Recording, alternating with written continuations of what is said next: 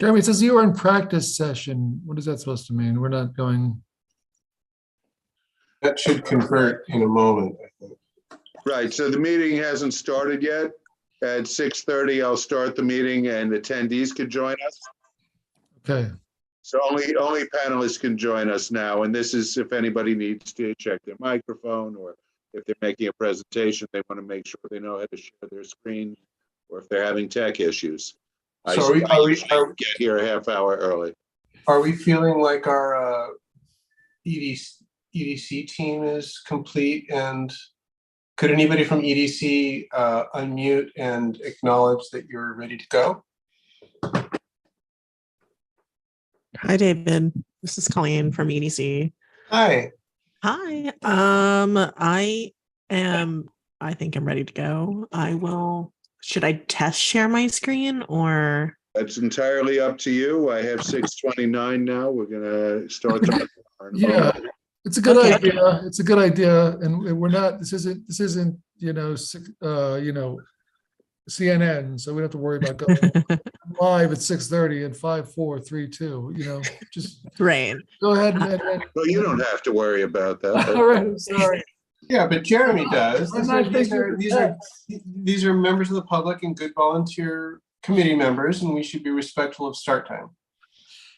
Okay. It does say, I can. Okay. It does say I can share screen. Yep. So I just gave you that permission. I'm going to take it back now. Simply because we're starting the meeting. I will give it back in a moment. I just don't like starting with our presenters as co-host so as not to confuse things. Then I have 6:30. I'm starting the webinar now. We should start to see attendees joining. And the recording is in progress. Okay, we're good? Yep, we are live.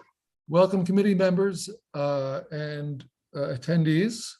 Interested members of the public, that makes all of us, to the committee meeting for Community Board 7's Economic Development and Waterfront Committee.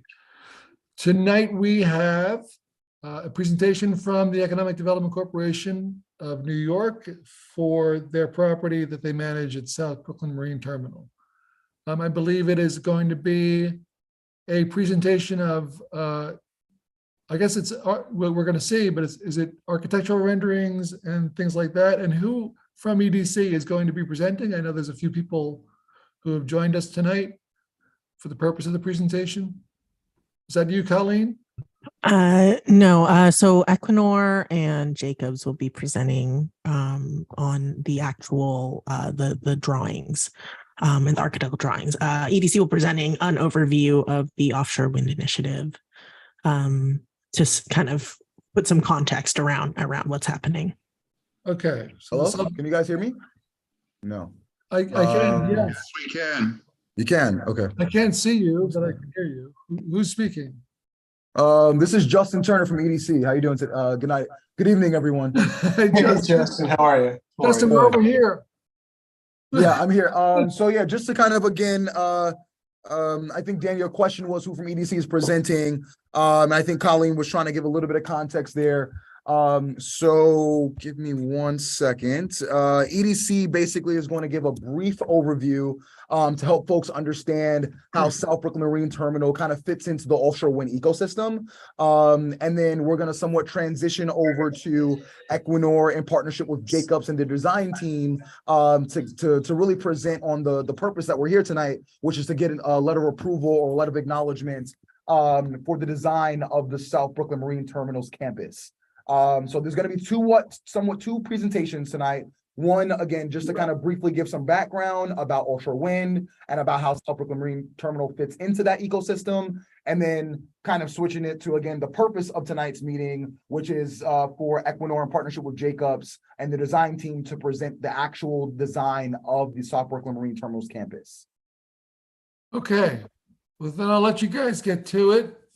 I just asked that as soon as you do a handoff from one agency or person to another, that person identifies themselves, even if it's going back and forth, just so for the purpose of clarity and the note taking. Okay. Because Absolutely. there are several, there's at least three, right? There's the EDC and the leasing, and also the contracting agency in charge of the development. Correct. Okay, so let's start. Okay. Thanks so Should much. I call roll first? Yes, Oh, please. I'm sorry, Jeremy, I forgot the technical issues again. Go ahead, Jeremy, please do your magic to start. Thanks. So I'm going to mute everybody. And I'm going to call the members of the committee. When you hear your name, please unmute yourself, acknowledge your name, and then mute yourself again. If you are a board member but not a committee member, I'm not going to call your name, but I will write your name down. So let's start with Daniel Murphy.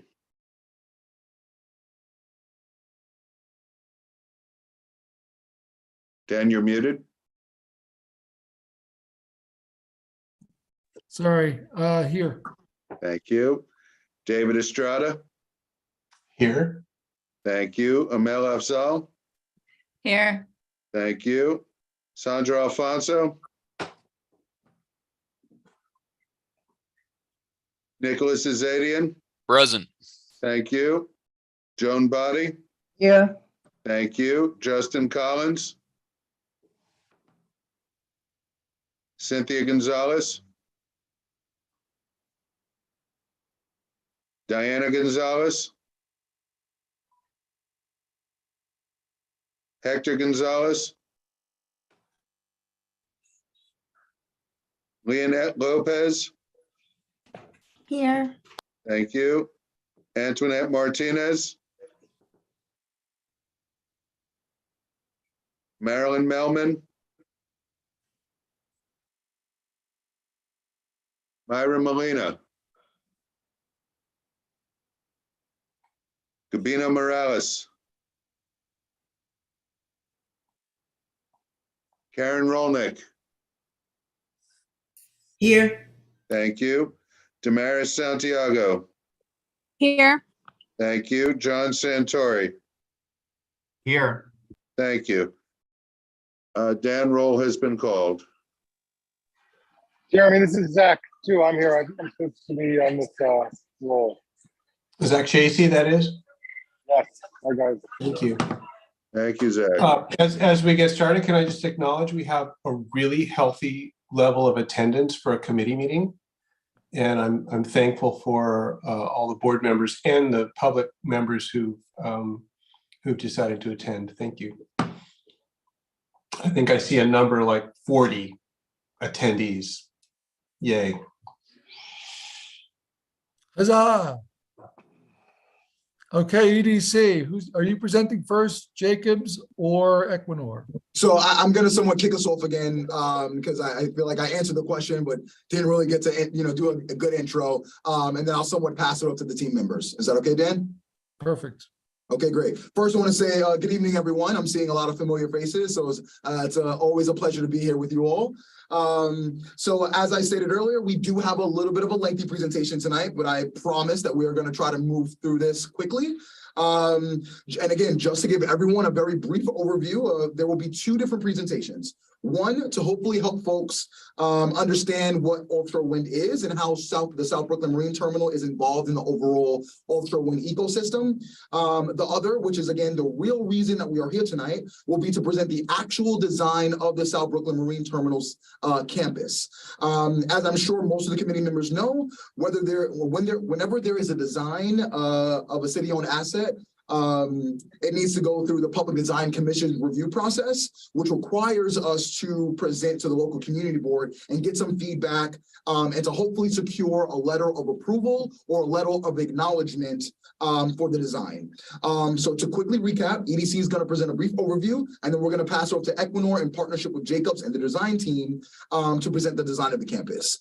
So without further ado, I'm going to pass it over to my colleague, Colleen, who's going to give that brief overview of offshore wind and how South Brooklyn Marine Terminal fits into the ecosystem. Colleen?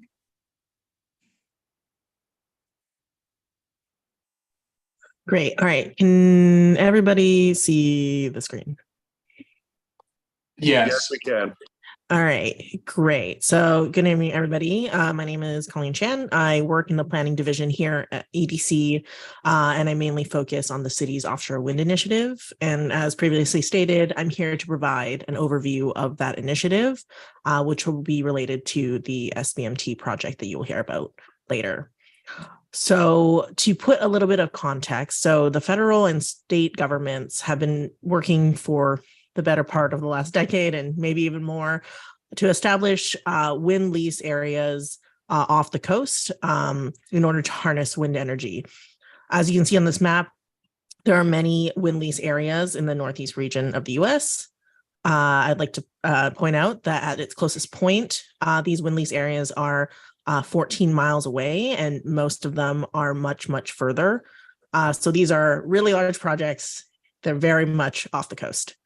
I would also like to point out these projects, Empire Wind 1 and Empire Wind 2, here at its closest point, this pizza slice-esque shape here, closest to New York City, and also Beacon 1 up here in the Massachusetts region, which are related to the SBMT project. But SBMT these three projects are a part of kind of this larger ecosystem, which many different entities in the offshore wind industry are trying to bring to light. So that's a little bit of context here. So it's a very exciting time for the offshore wind industry in the US right now. There's currently a nationwide goal of producing 30 gigawatts of energy through offshore wind by 2030. That, for context, that's enough power for powering 21 million homes. And even more locally, New York State has a goal of achieving specifically 9 gigawatts for the state in offshore wind power by 2035. For scale, New York City by itself utilizes around 11 gigawatts every day. So this is a large amount of energy.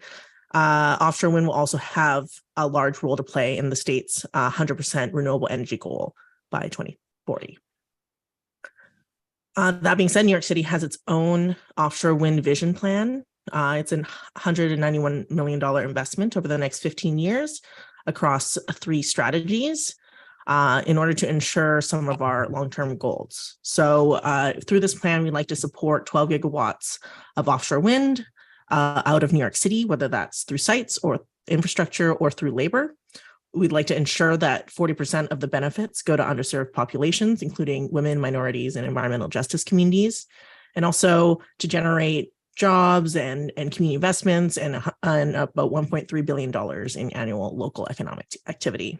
And we're doing this through 3 strategies, investing our time and efforts and money into the best-in-class sites and infrastructure for offshore wind, in our workforce development and business development programs, so New Yorkers are able to meet these jobs that are coming in, as well as through innovation to ensure that our New York City research and innovation ecosystems are leading the charge for the offshore wind industry. So South Brooklyn Marine Terminal plays a big part in that strategy, but to provide a brief overview of just how offshore wind energy works, there's turbines in the ocean. They harness these stronger and more consistent winds in the ocean, and then they convert that power to electricity. The power from these turbines travel through long cables in the ocean and eventually end up on shore to provide power locally. So context about how that fits in onshore, that's where South Brooklyn Marine Terminal plays its part. It is a 66-acre maritime facility in Sunset Park. EDC manages the city-owned property on behalf of the city. It was leased out in 2019 to Sustainable South Brooklyn Marine Terminal for a term through 2054, and then subleased to Equinor, which is the offshore wind developer, subsequently to develop, and that's what we're going to hear about today. Construction is anticipated to start in 2024, and it will host staging and assembly for the 3 projects I pointed out previously, Empire Wind 1, Empire Wind 2, and Beacon 1. I'm going to point out a couple things here. This site as a whole will host staging and assembly, as you can see in this graphic down here. That's where all the parts are kind of laid out. the operations and maintenance space, which is down here in the bottom part, kind of center, and as well as an onshore substation. And the operations and maintenance space here, along with this, is kind of the focus of the presentation that you will hear from Equinor. And a little additional context: onshore, there's many functions, including manufacturing, but the SBMT will have staging assembly, which is receiving these different parts from its different manufacturers and then putting it together, putting it in a boat, and bringing it offshore to where the wind farms will be constructed. There's operations maintenance, which is a long-term kind of job hosted onshore, where there's many crews available, and they will go out offshore in order to maintain those wind turbines for the lifespan of those turbines, as well as the onshore substation, which is a point of entry into the local grid. And that concludes my part of the presentation. And I will pass it off to Equinor and Jacobs. Thanks so much for that, Colleen. I just want to specifically pass it off to Alfred Consoli, who's going to be, I think, driving the deck for the Jacobs team. So, good evening. Let me know when you can see my screen. We do. Yes, we can. Very good. Thank you. My name is Alfred Consoli, and I am a principal and architect with Jacobs, and I'm overseeing the design of the O&M base project.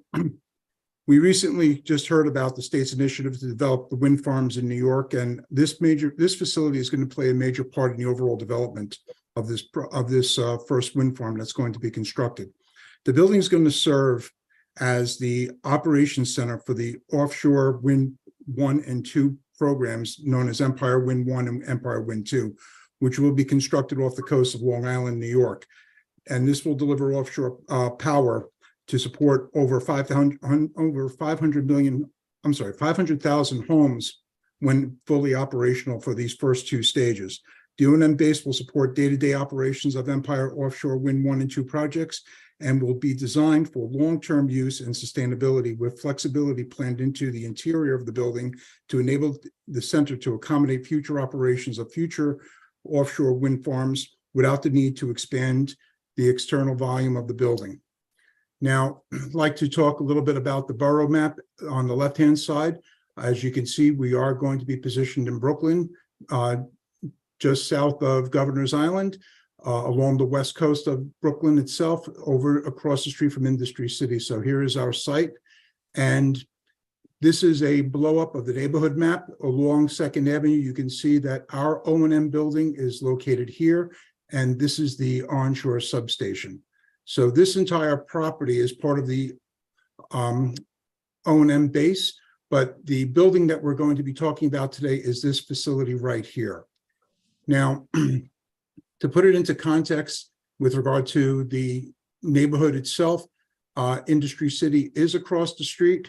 You have a number of different buildings that are utilized along the perimeter. You have the Sims Recycling Center here. At this location, you have the Fresh Direct cross-stock location at this position. Costco is down here, and these are the original Industry City towers at this location, and that continues around. The O&M base, again, will be positioned in this specific area adjacent to the future O&M site, which I would like to say is not part of this campus. Now, one thing I would like to bring up is that this is a secured facility, and the general public will not have access to this property due to the nature of the operations that are going on at this location. So this is a secured campus. This will have a security system that's built around it, and we'll go into that more in the presentation. Now, moving on, I'd like to talk a little bit about the FEMA requirements that are involved with this project. We did overlay the site with regard to the FEMA flood elevations, and this project does fall within the AE zone. What that means is that basically now we have to take that into consideration with regard to the design of the overall campus.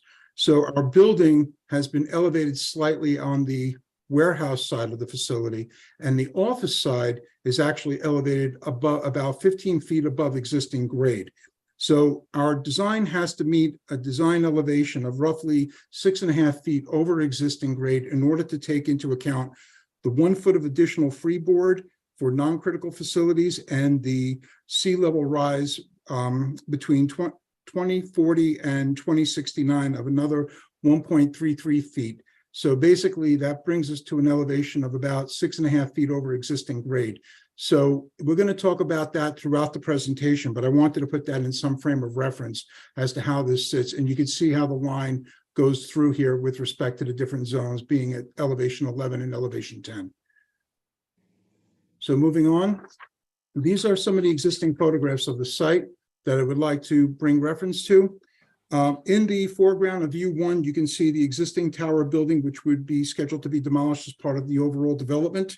And in the background, you can see the Sims Recycling Center on the backside of the property here. And on view number 2, this is again looking at the existing tower building at this position, which would be demolished as well. As we continue to look through the photographs, with regard to the view number 3, we're looking across to the north. Again, in the background, you can see the Sims Recycling Center. And this is pretty much right at the border between where the two properties come together between the ONS and the O&M building. And here you're looking northwest across the train tracks, and you're looking at the tower building here as well. Now, at view 5, we're looking southwest at 29th Street. And again, on view 6, we're looking again northwest at 29th Street, where you can see an existing structure here, this guard tower. The temporary trailers that are here would also be scheduled to be removed. So all of these buildings would be coming out. There are also existing sheds that are on the property, which we're going to talk about as well, which would be demolished. The northwest view is in 7, and that's on 29th Street. Again, this is the Sims Recycling Center, and this is another view of it here along the tracks at 29th Street. So when we get into the overall plan, you can see that on Pier 39, we have existing shed buildings that are scattered throughout this portion of the property. This would all be removed as part of the overall development, along with any ancillary structures, such as this small building down here. This is the tower building that we were talking about before in the previous photographs. There's a Con Edison substation here that we're going to be contending with. And we are also now building the new building in this position here. So this is the O&M building, and this is the onshore substation here. So our property is at this location, and the adjacent substation is here. And again, to put it into context, the Sims Recycling Facility is located on the north side towards the west. Now, we're going to talk a little bit about the site plan. When we spoke before about the flood restrictions and what's required under FEMA, we know that we have to set the building up at a higher elevation in order to protect that. And I'm going to go into that in more detail throughout the presentation. But I want to show you that what we're contending with here is a number of different elements. The waterfront is directly to the west. We also have a restriction along this area here, which is a existing easement that's approximately 60 feet wide, which is controlled by the DEP. So no development can be done here. So all of this area will be basically remain unconstructed with respect to just having paving and some hardscape back in this location. The building is positioned in such a way to allow for parking at this area and for enough turnaround to be able to come in and out. The main entrance gate for visitors will be at this location here. And the main entrance will be underneath the building, and we're going to have parking underneath this elevated structure. So the building is broken up into 2 zones. There's an office zone, which is here, and then this is a warehouse zone here, and there'll be storage of materials out in this area here, which will be a covered enclosed structure at this location. We're going to talk a little bit more about that throughout the presentation. There's also going to be a substation that's going to be positioned here. That substation is already on site, and we're going to elevate it to place it on an elevated structure. And we're also going to screen it so that it's not visible, so it blends in with the building design. So that's going to be positioned in this location here. We have a secured walkway that goes out to the wharf that's located at the back side of the building on the western edge. The reason for that is because this is a secured facility, we do have to meet specific regulations with regard to international water requirements that we need to control. The passengers that are going onto the SOV vessel, which is going to be moored out at the wharf out on this edge of the property. And there'll be another wharf that's here, which is a floating dock structure, which you'll see in some of the other images. Our entrance for our building. SOV, service operations vessel, that's one of the vessels that goes out and services the offshore wind turbines. Keep going, sorry for the interruption. That's quite all right. The building entrance will be located on this side, which we'll see in a few minutes. And this area here will act as our loading area in which we will be able to bring materials in and out of this warehouse structure here. To the north is the ONS facility. We're showing this so you can see in context as to what the future development will be, but this is not subject to review at this time. This will be dealt with in a future date. As we continue with regard to the building design itself, this is the ground floor plan. So what you're seeing here is the entrance to our main building is positioned here. So visitors will be able to climb into this location. There'll be a main stair that goes up to the elevated first floor, and an elevator at this position will also have a loading dock a machine room back here. There will be an area for bicycle storage for pedestrians that want to commute to the building by bicycle. So we'll have that capability as well. We'll have another staircase here that we need for requirements of building code. And this is another outdoor storage area here for any material or furniture that the client would like to use to have for this outdoor patio area that we're going to develop as part of the overall improvements for the employees. Now, one thing again I would like to point out is while we're seeing a lot of green space along the perimeter, there will be no public access to this building. Again, it is a secured site. So I just want to reinforce that again. The spaces that you see in the plan on this side, these are operational spaces that will be used for the function of the staff within the building itself. And then this is the warehouse side of the one-story section. Now, one point I would like to make is that we are incorporating flood devices throughout the building, which we're going to talk a little bit more about further in the presentation. But the types of devices that we're going to be using here are permanent, meaning that they're not going to need to be deployed.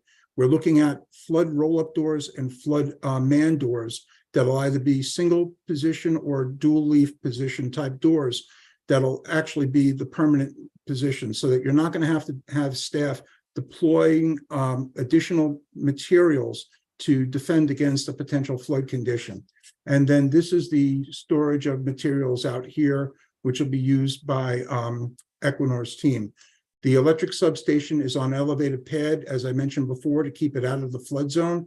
And that is also going to be screened, which you'll see in a few minutes in the elevations. So our lighting plan incorporates a couple of different lighting poles throughout the property. Now, we are looking at putting in 100-foot tall sight masts. These sight masts will have different head configurations with regard to the number of heads. This is the type of luminaire we're looking at to use. On P5, for example, this will have 5 heads positioned on it. P23 will utilize 3 heads, and P8, which is actually out here in the yard, that will have 6 heads on it. So this gives you an idea as to the type of configuration we're looking at with respect to the lighting. Again, these will be mast fixtures set up about 100 feet off the ground. Now, the roof plan is set up to incorporate a number of different elements. The roof is designed as a flat roof system, and it's going to incorporate a green roof in the areas that are illustrated in green here on this diagram. My colleague Jay Paul will talk more about that a little bit further when we talk about the overall landscape design, and she's going to talk specifically about the type of green roof materials we're using. We're talking about using a tray system here so that it's easy to maintain and we can replace vegetation when necessary in sections as needed. We're also looking at providing a irrigation system to help in maintaining the growth and to make sure that the roof is healthy. We know that this is always a challenge whenever you employ a green roof on a building. So this is something we're taking into consideration. We're also currently studying the use of a photovoltaic system with regard to photovoltaic arrays in these areas that are shown. Now, the reason why we're saying that we're studying that is we're trying to determine the type of photovoltaic systems that we can use and also what the orientation would be and what we're going to get as far as output is concerned with respect to the electricity that we can generate from that. So that's currently under study, and most likely that's going to be employed into the overall design. Now, one thing I would like to pause and just take a moment to talk about is this project is going for LEED certification. We are trying to obtain a LEED certified status at the moment. So all of these elements will also play a critical part of that in regard to our overall design. The roof also incorporates a number of other elements such as HVAC units, which you can see positioned here. We are also including some additional skylights to allow for natural light to come in. One of the things that we were looking to do is to get in as much natural light into the building as possible to help improve the daylighting aspects of the facility. We do have window walls along the entire perimeter, and we are using a translucent panel system at the warehouse, which we're going to see in a minute. But I wanted to mention that we are trying to make every effort to bring in natural light throughout the building. Now, I want to talk a little bit about the building elevations. The building elevations draws design inspiration from a couple of different areas. First, we wanted to maintain an industrial feel of the overall campus, since this is an industrial use area, but we also wanted to make it somewhat cutting edge with regard to how this is going to look from a standpoint of the technology that's available today. One of the things we wanted to do is to emphasize the entrance. And by doing that is we're incorporating a Core 10 steel panel system into the design elements, and that's flanking the office space here. So it helps in identifying where the office is with regard to the overall building design, and it also helps in giving that separation. Now, the Core 10 steel panel will work with the primary white panel system that you're going to see throughout the whole campus. Now, the white panel is the same type of system, it's just a different panel finish that is on the material itself. The Core 10 will weather over time, as I'm sure you've seen with some of the products that have been used over in Industry City. And as a primary building element, it'll start off in a natural tone and it will gradually patina as time goes on. And we're very hopeful that this will create a very interesting appearance to the overall building itself. Now, we've also incorporated some window treatment that's similar to a window design concept that was used in another Equinor building in Oslo, Norway, which is the capital of Norway itself. And this creates a somewhat whimsical window placement with respect to the overall appearances of the window along the exterior of the building. You'll see that in the east elevation, along at the north elevation, and on the west side of the building. And these are in areas of the office space itself. Now, we are also utilizing perforated metal panels. This will help in two areas. It will help us in screening areas from regard to outside looking in so that people will not have a direct view of what's going on inside the building in some critical areas. It will also help in the inside of the building to allow the persons that are utilizing the space to be able to see out into the site itself. And it will also help with some of the lighting effects that we're looking to achieve. Now, these materials will be the same Core 10 and white metal panel, but they're designed to be perforated to fit in the same system. So the system itself is consistent all the way through. It's just the different panels are being used to articulate different aspects of what we're looking to do. Along the exterior of the warehouse, you can see that we're incorporating a translucent panel band that's going to wrap around all facades of the warehouse itself. Now, this is going to serve two functions. Number one, it's going to allow us to get a lot of natural light into that warehouse space. We anticipate that on a bright sunny day, you're not going to need to have artificial light used at all with the amount of natural light that's going to come in. And it'll also provide some interest at night where you'll be able to see some of the characteristics of the building without being able to see inside the building. So that, I think, will provide some interest during the evening hours when this is lit up from inside. So I think it's going to work it could provide a very nice appearance to the overall design itself. And the white metal panels continue all the way down. Now, within the building wall itself, because of the fact that we're in the flood zone, we're also utilizing a precast concrete panel backup system. The reason for that is twofold. Number one, it'll allow us the strength we need to help in resisting any flood water rise that might occur in a very severe storm condition, such as a 100-year or 500-year event. And it'll also minimize the number of joints that we have. Now, the metal panels will come down in front of it to make sure that the look is monolithic with regard to the overall appearance. But this helps us in providing some rigidity and strength so that even if anything was to become buoyant on the site, it's not going to create a lot of damage. The building could be easily dealt with at that point where we can replace panels, and we're not going to have to replace the precast. So we're looking to that as actually helping us in regard to the dry proofing of the building. We have roll-up doors positioned here, and these will be the main locations for where deliveries will come into the building. And then we have all of our doors are elevated because we've elevated the slab 18 inches above the grade along the entire building so that the change in elevation is helping us with regard to the overall flood protection.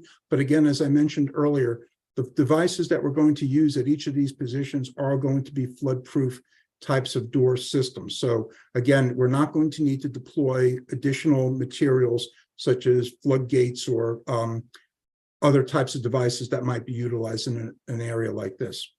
Right now, we're showing a perforated panel system around the enclosure for the material storage on this side, and this will incorporate a lean-to roof, which will be the same type of material with Core 10, but it'll be in the roofing system versus in a vertical wall system.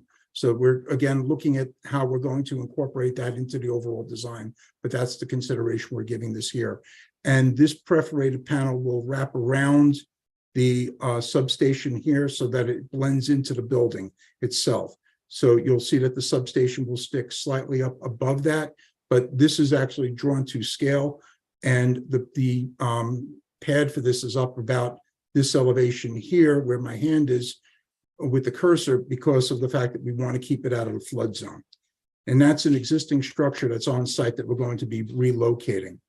One of the things we're also looking to develop with regard to the overall amenities of the site for the employees is to provide an outdoor space here, which would be off the back side of the building.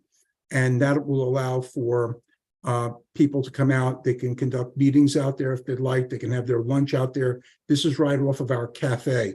So the fact that it goes across the whole back side of the building will provide a nice area for them to overlook onto the water of Gowanus Bay. Now, this is the north and south elevations of the building. This is where you can see the whimsical window pattern starting to pick up here.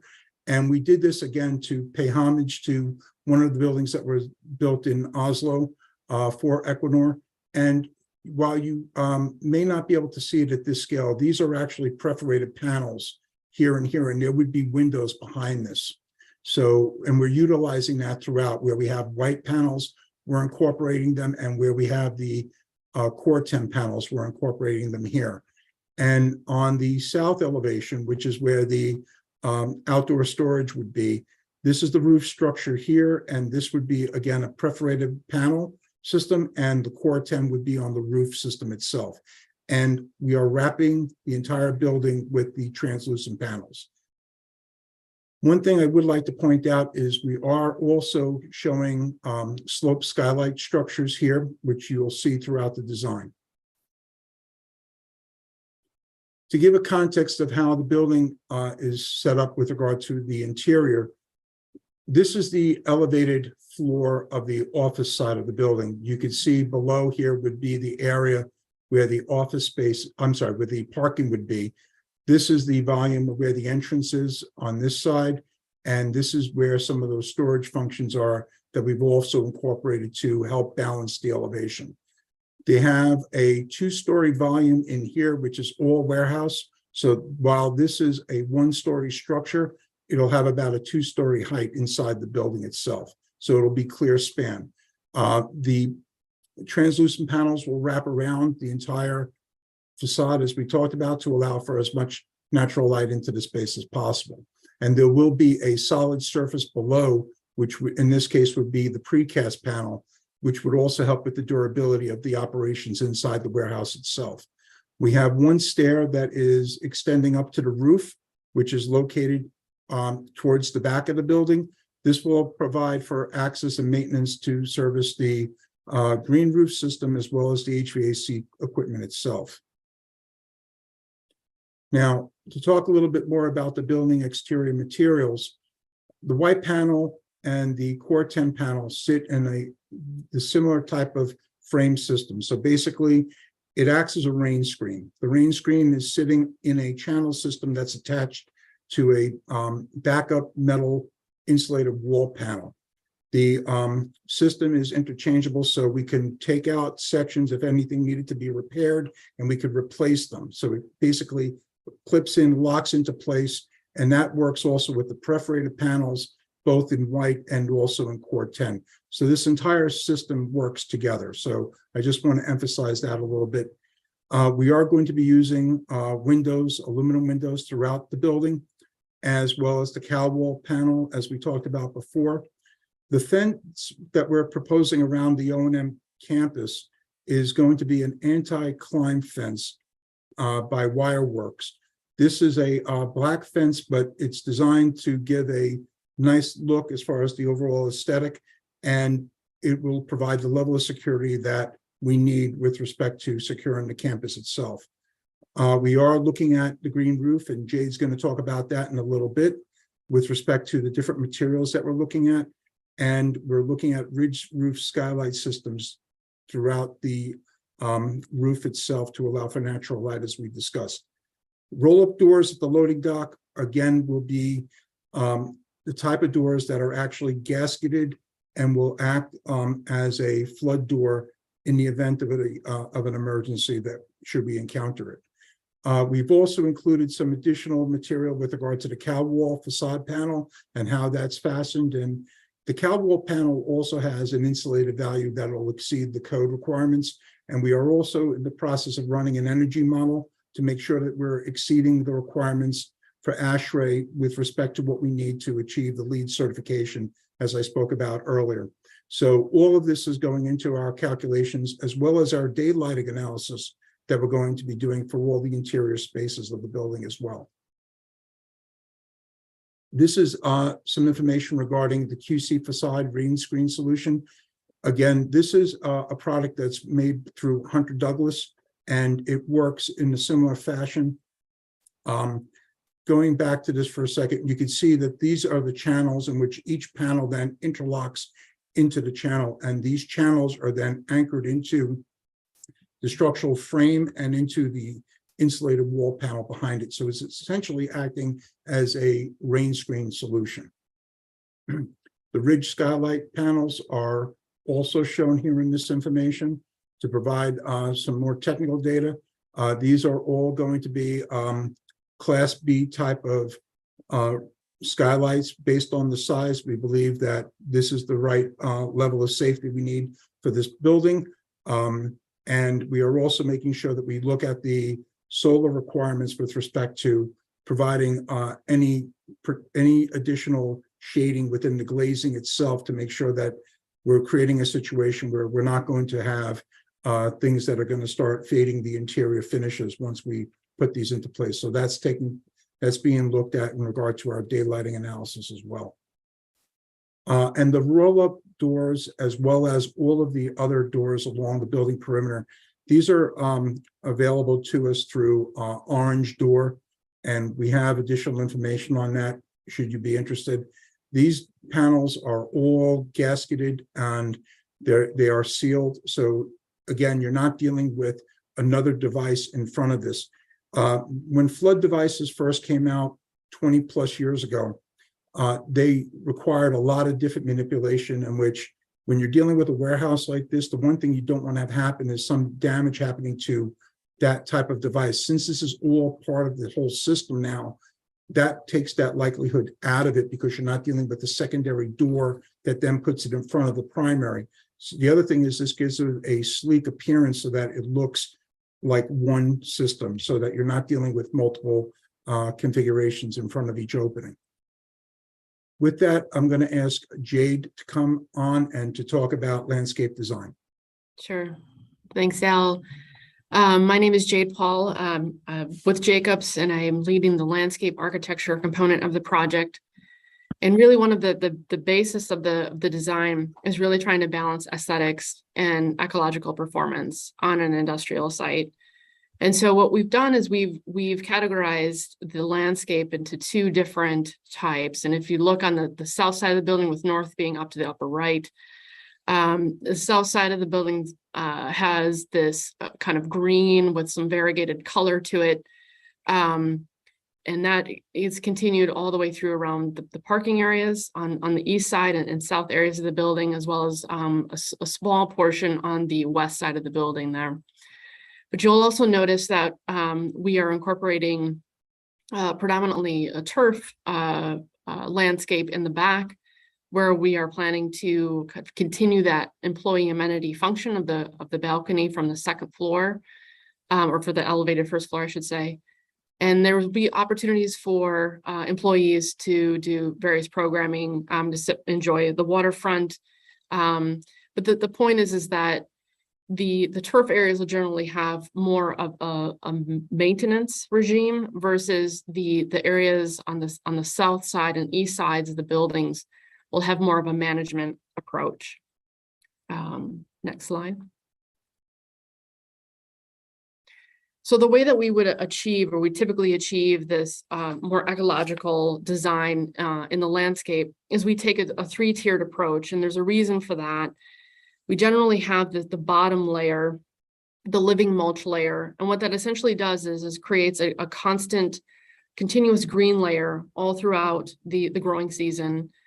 And the plants are generally planted a little bit denser together, but the goal is that the plants actually act as mulch and retains that moisture in the soil, retains that, and improves that soil health, and also it increases the organic matter in the soil as well. So it has a healing property.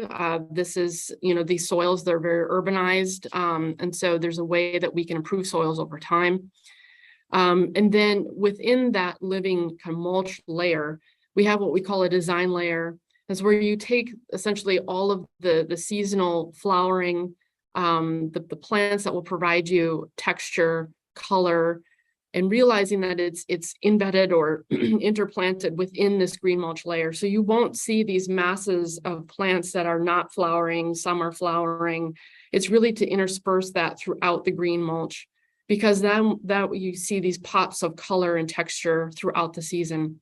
The other benefit is that when we concentrate on the seasonality of the plants, we can maximize the opportunity around more habitat around pollinators and that sort of thing, and also providing just nesting and nectar sources for that habitat.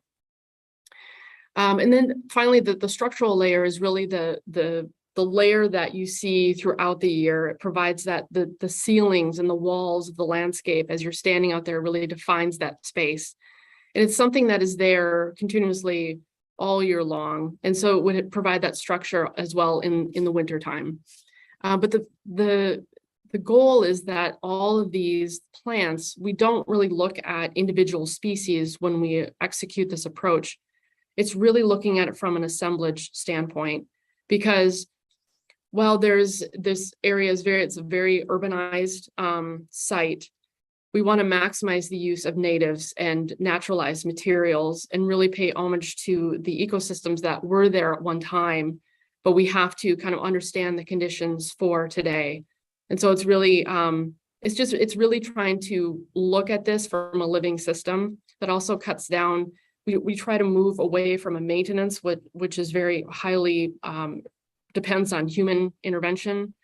We're trying to maximize more of that management of the space where nature can kind of, we can maximize some of those natural processes, but we're not having to apply so much chemicals and that sort of thing. This has really becomes a living system in itself.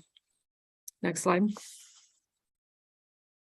So the next few slides are just a selection. We have a large plant list that we are looking at pulling from. But this is just and I'm going to kind of go through these slides rather quickly. This is David. Let me stop you right there. Thank you so much. This is a lot of good design information, but we're moving at a very fast clip for a public meeting. So I trust that your choice of species for planting and such are very good. But I'd like to make sure, in the interest of time, because we have a very good attendance tonight, of both public members and members of the community board. I want to make sure that there's substantial time for Q&A without running too long. So you've given a really strong impression of thoughtful care around preparation of the plantings and various aspects. But let me just ask EDC in terms of the structure of this presentation. Where are we going and how long will it take? And how soon can we get to questions? I think honestly, Jade had probably had maybe 2 or 3 more slides, and then we were pretty much going to wrap up. Okay, so let's skip those and go straight to questions. Okay, or let's just flip through the plantings and make sure that was the very. My interest here is I want to stick to information that is of specific interest to the public and to our constituents. Absolutely. And there's no question here that there's a high degree of care and thoughtfulness and detail and complexity. But we have people who care a lot about this property.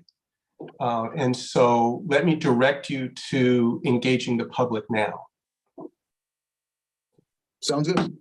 Okay, would it be possible to at least show the renderings that we've developed so that you can see this in somewhat more context of how this is going to look? For the plantings specifically? I'm sorry? For the architecture, I'd like to, if we're going to skip ahead, all right, I would like to at least touch on the architectural elements within the renderings. I'm not going to go into a lot of discussion on that, but I would like to just put it in frame of context with regard to the overall improvements. Alfred, how many more slides did we have? Well, we have a total of 42 in the deck, and I'm not sure which one this is because I can't see it. Why don't you take another minute and Okay. give us that impression, but make it an impression. Okay. So I'm going to I suggest you just start with the renderings. I'm going to go right to the renderings and okay. All right. Just because we're almost an hour into the meeting, and I want to be very careful about our public. To put this in context, this is an aerial of the entire development, which includes the O&M base and the offshore wind substation. So this gives you an idea as to how this is going to be positioned. This is the Sims Recycling Center. This is where the SOV wharf will be, and this is the floating dock behind us. Now, to put it in context from the street level, this is what we're looking at. This would be the drive in front of the building, and this is how the building would look in regard to the rendering itself.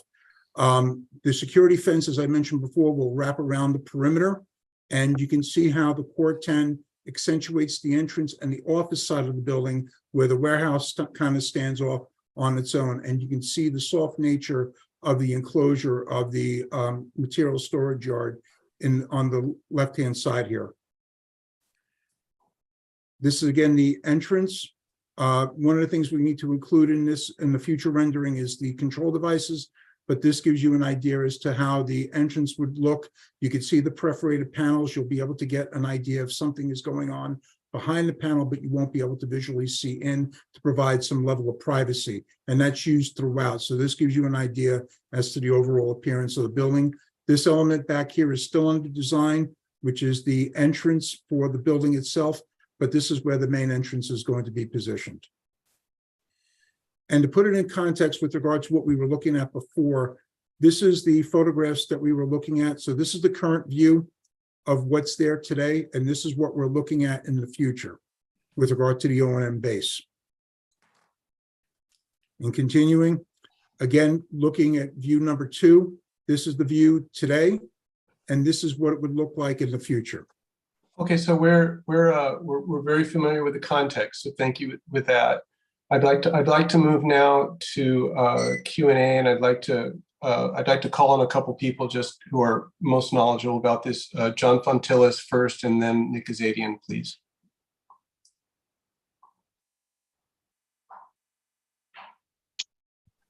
Thanks, David. Just as a full disclosure, I am an architect. I'm also the chair of the land use committee for CB7. I'm also working with Jacobs on several projects, as well as EDC. So I'm fully know all these people in other realms. But talking as a community resident and a CB7 board member, the renderings you were showing, quite honestly, don't, I think, describe the full site because there are the train tracks and the Industry City parking lot that separate the O&M site from 2nd Avenue. And the entry, I think, needs a little more explanation because I'm assuming the entry drive to the site needs to cross over those multiple lines of infrastructure. Is that correct? The entrance drive will come in off of 29th and will extend down. So you'll already be over the tracks at that point. So you'll be on the west side of the track. So the tracks will be to your east as you're heading down the main road. So if you remember the rendering, actually you can see it in the, let me just share my screen.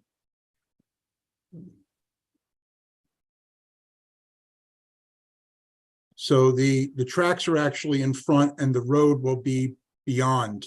So the main road to the building is going to be on the other side of the tracks, basically, on the western portion of the tracks. So we do know that we need to stay out of that area because we need to stay clear of the right of way of the tracks. So we're actually going to provide a level of protection so that you can't cross over to where the tracks are.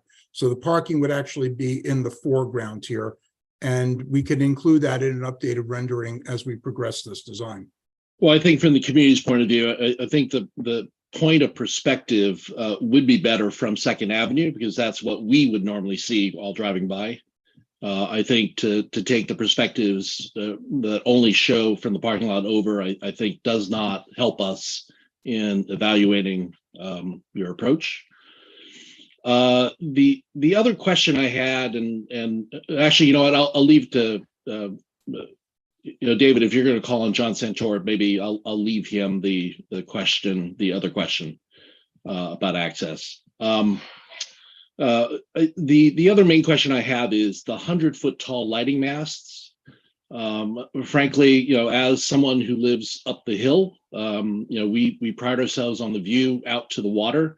That's honestly why Sunset Park developed. The idea that people working on the docks lived above the docks. We walked down from as workers back in the early 1900s, 1920s, when the Bush Terminal facility was built. That view corridor is very important to us. And now to think that we've got 100-foot high lighting mast seems a little contrary to, I think, both the historic development of the area plus the kind of impact that would have on upland views. I would encourage you perhaps to look at a different lighting scheme that maybe looks at lower masts that has more coverage distributed across the site rather than a single post trying to illuminate 10 acres. I just think the image of that from all the residential districts upland would be quite distracting as well as very bright. Even though I understand you're using light fixtures that are shielding the view, but frankly, the height of those light masts would essentially be where most of us live. So we're going to be in the eye line of that. So I would urge you to really rethink your lighting scheme, because I think across the board, and this is really for EDC as well, the entire South Brooklyn Marine Terminal, if it is a whole bunch of 100-foot high lighting masts, that's a 10-story building, right? So that's not ideal for us to see overlooking from the neighborhood. I'll leave it at that. Before we go to John, Alfred, can you go back to a rendering of that lighting mast that John is talking about? Well, I think he was only showing in plan. I only show the catalog cut. I don't have it in the rendering at this point.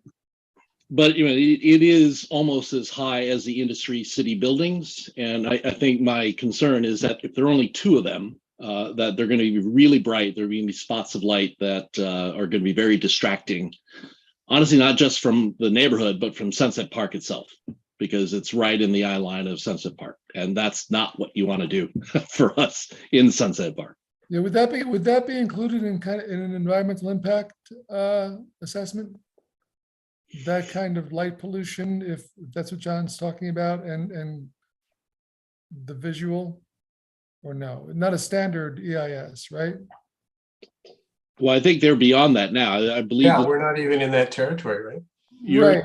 This is a PDC submission that you guys are going back for December 12th, right? Correct. I will probably see you there, Alfred. But I think it is something that design-wise, it's something that we might reference in our letter for consideration, because I think they're in design right now. They're beyond the EIS, I would assume. Yeah. So keeping that in mind as we go forward, let's try to train our questions towards the purpose of the presentation is the PDC submission, and then build out from there, because they presented the renderings for the PDC, and I want to honor that, and also have a chance to talk about what else we can, the peripheral issues attached to this. So, well, I'd like to raise a question to EDC, frankly, because we have several. I want to see things in context, and I want to think about them for a generation. And EDC has, BAT and Steiner and Equinor on SBMT and other projects in the zone, and yet there seems to be no design coordinate, and made in New York campus. And yet I'm not seeing any design coordination in terms of treatments on public-facing perimeters or other elements. It's like these projects are happening in absolute silos, property by property, and yet for us in the community, this is one place. So can I ask EDC to speak about how you're coordinating in any way between these properties in terms of both design, resilience, the landscaping, fence treatments, with a mind to the fact that things like the Brooklyn Greenway bike path are passing through and the other design projects that are happening. EDC, what are you doing to coordinate the sensibility of these projects as they face a community upland? Thanks for the question, David. I mean, I think what you're raising is a great point, and I think the South Brooklyn Marine Terminal is somewhat of a standalone campus because, again, of the lack of public access. So I think, for tonight's presentation, I think that's why you're not seeing more of a larger kind of Sunset Park, overview. But I think when you're looking at some of the other projects, when you're looking at that, when you're looking at the future of the Made in New York campus and what's going to be happening at the Bush Terminal, I think there is a large, I think, a lot of consideration to connecting the campuses and really kind of creating a public realm and really investing in that public realm. Well, I'd look for, I mean, I hear you, and I'd look for some evidence of that, but I don't see it. I hear that. Because now I'm on the receiving end of Steiner and their architects making a beautiful presentation about their fence treatment and their, First Avenue face and their, resilience and other factors and lighting and so forth and landscaping. But there seems to, honestly, from someone who's just watching you, I'm just watching you. No, I don't see it. You have a portfolio, you have properties, and you're handling them bit by bit, and you have wonderful people who are working on them, right? I'm not questioning any of that, but I'm looking for EDC to take a more leadership role in making these things make sense in a community where these things are going to exist for 100 years, right? And so you are handling irreplaceable assets that will not be redesigned again for another generation. And yet every time we come and have these conversations, it's like blinders, right? So I'm asking EDC to take a little more care and express to this community what it means to someone who's, and this property may not have public access, but the next one does, and the next one doesn't, and the next one does. There's no sense, there's no design, there's no architectural, there's no civic planning, there's no design sense all the way from the mouth of the Gowanus to the float bridge, right? There's no design sense in this, and I take issue with that. I take issue with you on that. It's troubling, and that doesn't speak to the quality of any individual design.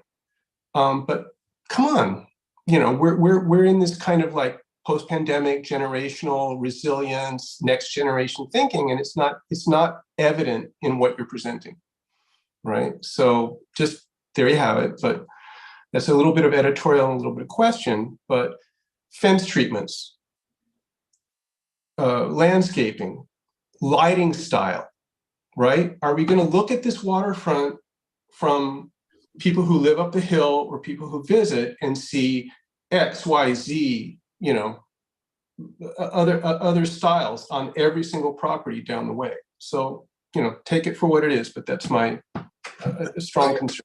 I hear your point, David, and I appreciate your perspective here. And I will say that I think a large part of, this public review process, I think really each project, though, I think comes at a different time. I think hopefully, ideally, the same, folks are looking and reviewing each project and ultimately are driving what the community wants to see in each of these. And I think that platform is I value it. And I think giving the community really an opportunity to have that input on every single project to ensure that, hey, if the community wants to see a similar lighting plan throughout, I think we create these opportunities to do that. Okay. But I hear your point, David, and I'm more than happy. I don't presume to say they should all be the same. Right, David's editorial is not the point here. Right. The point is your expression of yourself to this community. Right. So if you, maybe you come to us and say, we want all these to be different. Here's why. Okay, right. Maybe we love it. Maybe we don't. Right. So that's a question. Enough of me, but I think Nick Bazadian might have some comments to make. So I'll be slightly more pointed. Just for reference, I am a professional engineer, so that's where the basis of a lot of these questions are going to be coming from. The first one is really, coming back to really EDC, which is, in terms of how you've described your last comment, that's basically putting the onus back on the community when really the onus belongs on you guys at EDC to make sure that you actually facilitate and then ensure that it happens. So just because we exist here doesn't mean that I have the responsibility to ensure that you guys actually do your job. So I will just say that right then and there for EDC. Now, specific to the building, Alfred, and these are going to be directed towards you. Pursuant to DEP's new stormwater rules, you're going to have to actually keep your stormwater detention system above the floodplain and above any kind of flood elevation. It does not appear, I imagine these are probably pretty close to SD level documents that's really been thought of, but the stormwater detention that is going to be utilized for this property along with the site needs to be carefully considered specifically because that used to just be paved asphalt. Now you have a very large building or a series of buildings being put there. So I would really defer to either your site civil and or your plumbing engineers to determine how that will be achieved to comply with what are now significantly stricter requirements than they were in the past. So more of a comment than a question, but something that needs to be considered. Number two, in terms of your roof, and this kind of ties back into the energy model along with the LEED certification that you're seeking. Quite frankly, LEED these days is almost like greenwashing, to the point where I can go put in bamboo flooring and have the least energy efficient building on the planet and still get a certification.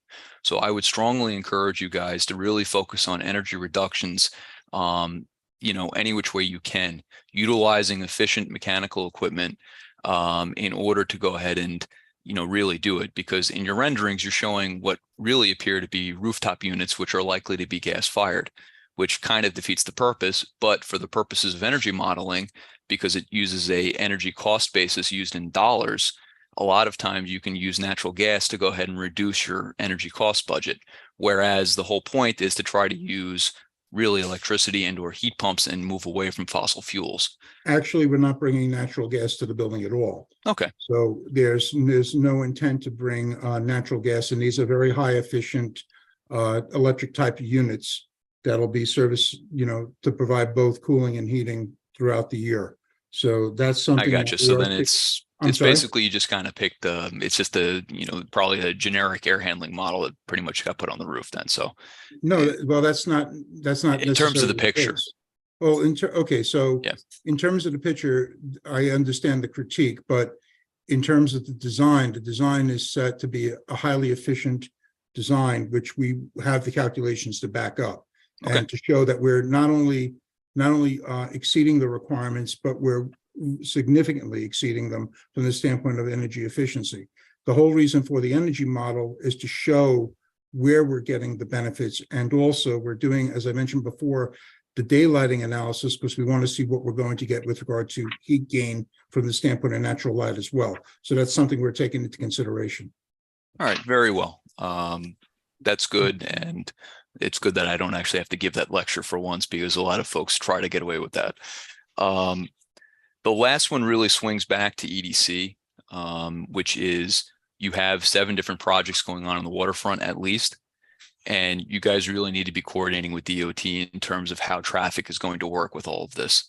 So, this site is going to require large trucks to bring in the materials along with a number of the other ones. And so there needs to be some kind of definitive plan as to how that is actually going to work. And given this board's history with trying to get information out of DOT, there needs to be something that actually comes together where that can be done. And that's really the basis of my questions and or comments.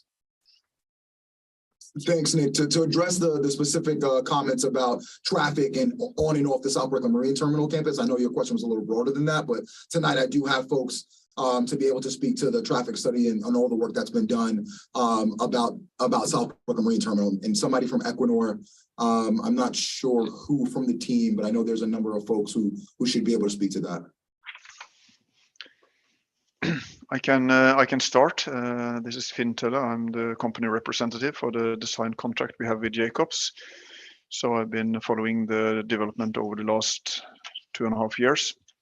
With regards to the traffic management, we have 2 phases. We have, of course, the construction phase and the operation phase, which is happening once everything is in place and operable. We will have only, so the main source for traffic management is sort of curtailment of the number of parking lots we will allow inside the fences of the site. For all practical purposes, that means that we will have to rely on that either people will have to arrive in shuttle buses or by own car, or actually by foot or by bicycle, which is sort of the alternatives we see. So a part of the element is that we will open a new pedestrian gate directly from 32nd Street, I think, which will then allow pedestrians which are commuting by bus or by subway to actually enter the site directly in front of the entrance point for the operations and maintenance base, which will be sort of the largest manning site manning area on the site. So we do what we think is realistic there to sort of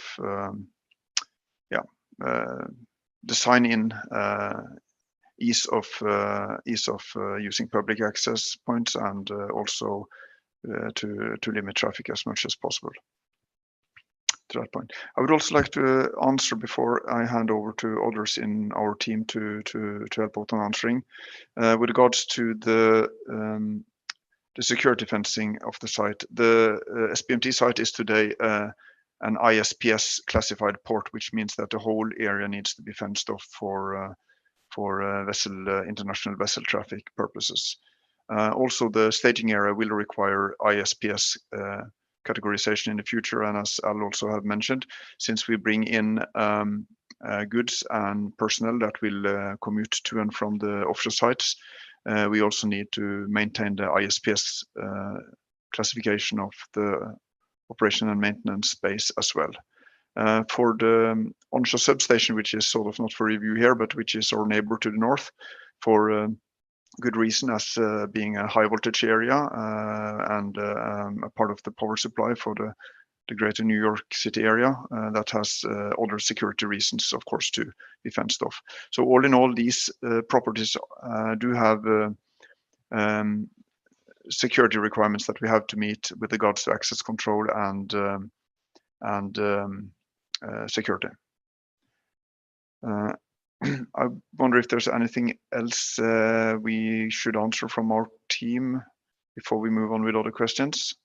Then I just want to emphasize one of the points about traffic is that a lot of these very large components are actually much too large for city streets. And so part of the South Brooklyn Marine Terminal function here is that components are going to be manufactured upstate and actually floating down the Hudson River. Components are going to be coming from elsewhere along the east coast of the US, floating into the site, coming in from Europe. That's one of the great opportunities with this activation of South Brooklyn Marine Terminal, is that for the staging and the build out, a lot of these components are actually coming in and going out by water.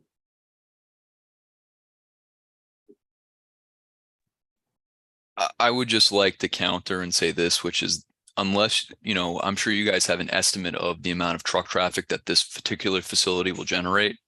That needs to be viewed in conjunction with the rest of the sites. That's the point we're trying to make, because I understand the big components. You're not going to be getting, a giant, windmill mast, coming down, the BQE. It's not going to work. I get that. But you're still going to have a number of deliveries, and that, with all of our last mile warehouses, that with Steiner, that with everything else, that's really what we're primarily concerned about. And nobody from the city seems to want to take an interest to actually study this to figure out how it's actually going to work. And so someone needs to go take ownership of that particular task. It should be DOT. They don't want to. So somebody else needs to make sure that that actually happens, because while you guys might be building this, most of you guys don't live here. We do.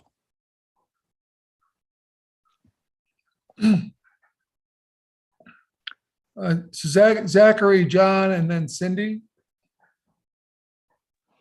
Hi, thanks. I'm by a train station, so I might get noisy. I'll turn off mute for a second. I was going to follow up on John Fontillis with the lighting, and this site is viewable from Sunset Park, from the actual park, which is the centerpiece of our neighborhood, and it's would be a real shame to have a big light polluting mass that would mess up that view that people come from all around to see of the city, of sky and night.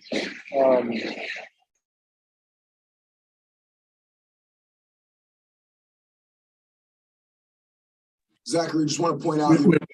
Mayor Bossack, I'm sorry, it sounded as if his audio cut off, but do you have an elevation study of the view shed from Sunset Park to the harbor? So this is a community that goes from the upland near Hamilton Avenue, this water drainage, out into the water of the harbor.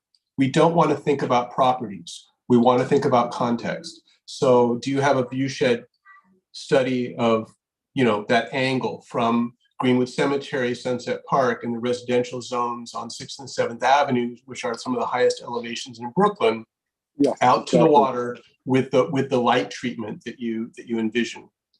Yes, thank you, David. I was had to mute myself to the train. That's Oh, exactly. dude, sorry if I took your. No, I presumed. You crystallized my thoughts eloquently as always. But that's exactly right. The light study, and it's this is going to be something that is going to be in our view every day, and to disrupt the view from the cemetery, from the park, it would be a real shame, because this is a project we've all been behind.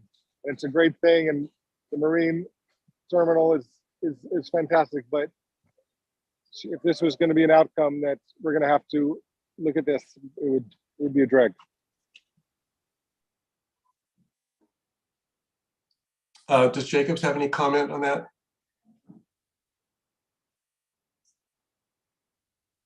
Excuse me, I was muted.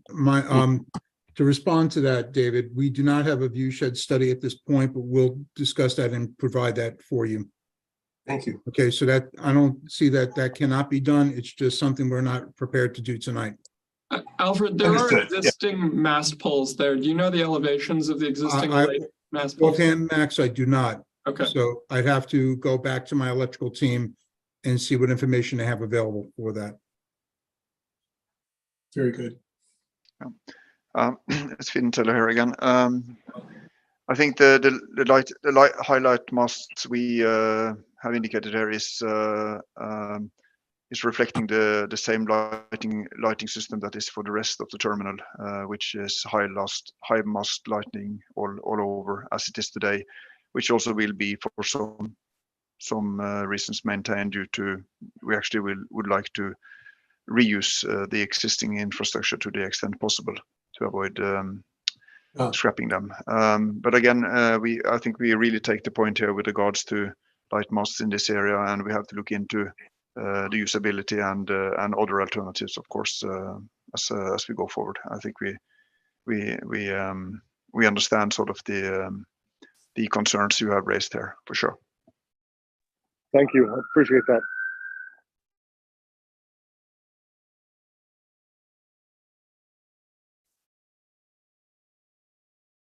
I believe John Santori was next.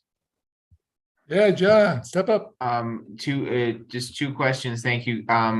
So do we have any traffic estimates both for the construction phase and also the operations phase? That's my first question. And then the second one would be can you clarify again regarding this site being off limits to the public? Is it just the O&M site, or will all of the SBMT property be fenced off and no longer accessible to the public? Do you want to answer that, or would you like me to?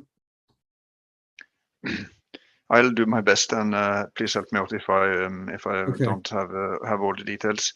So as it is today, the whole property is fenced off as one big unit. In the future, we are still discussing how the various security can be split into zones. I do not have those details. I guess we have others in the team that could explain that better or take that dialogue. But at least as explained, we have 3 sub-sites which have their very specific safety concerns. For instance, the staging area, where these enormously expensive components which are going to be installed offshore needs to be staged and preserved and maintained. And for basic insurance policy reasons, we have to fence that off for that reason, that nothing should be damaged or come out of control.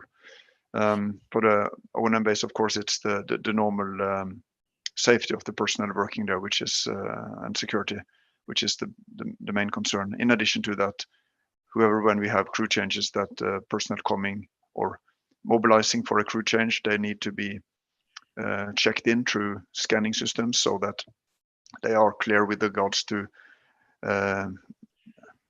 everything from explosives to everything else that you are not allowed to bring on board, and from there on we need to have them inside in a secure zone. So there are reasons for why we have to do it that way.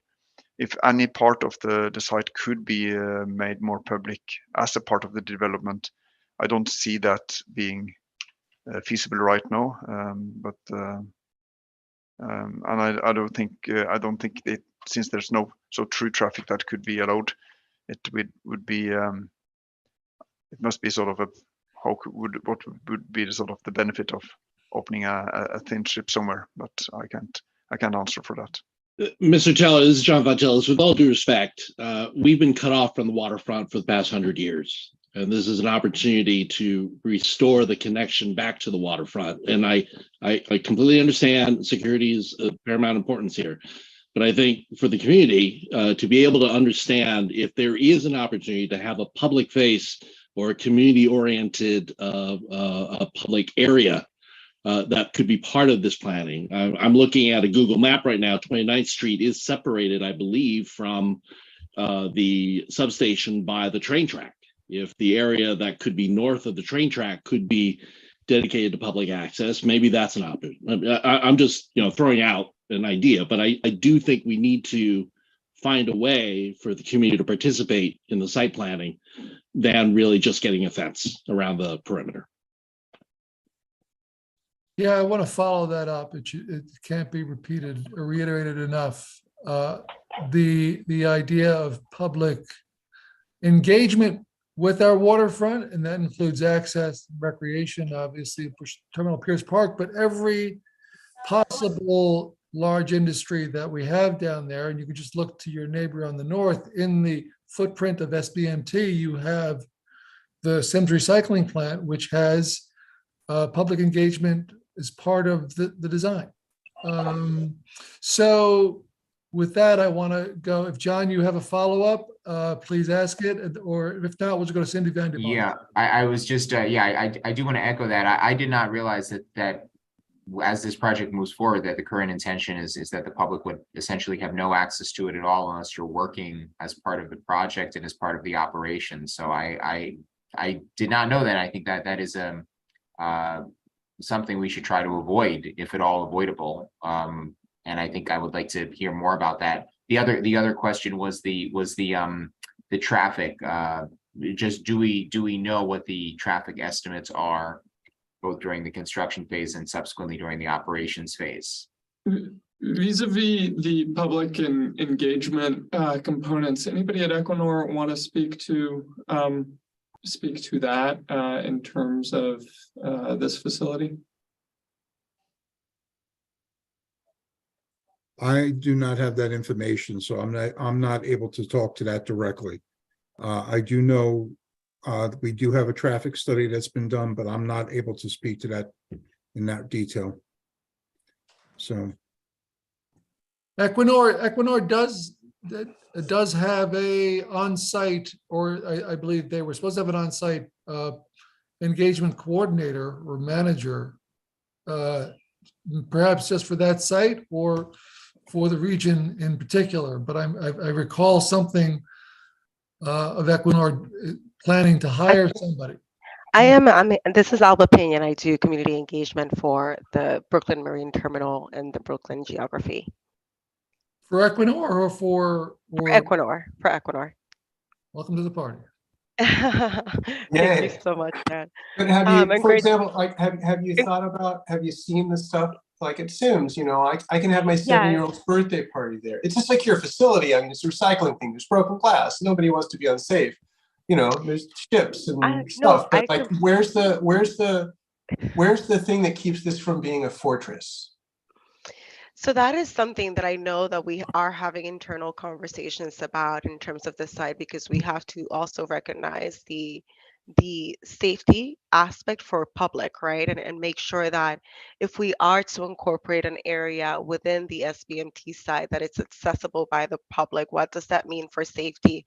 It's not something that we have ready to share tonight, because that requires further discussion and conversations and assessments in terms of safety, but it is something that we have considered, because we do understand the need for waterfront access, as stated by other committee members.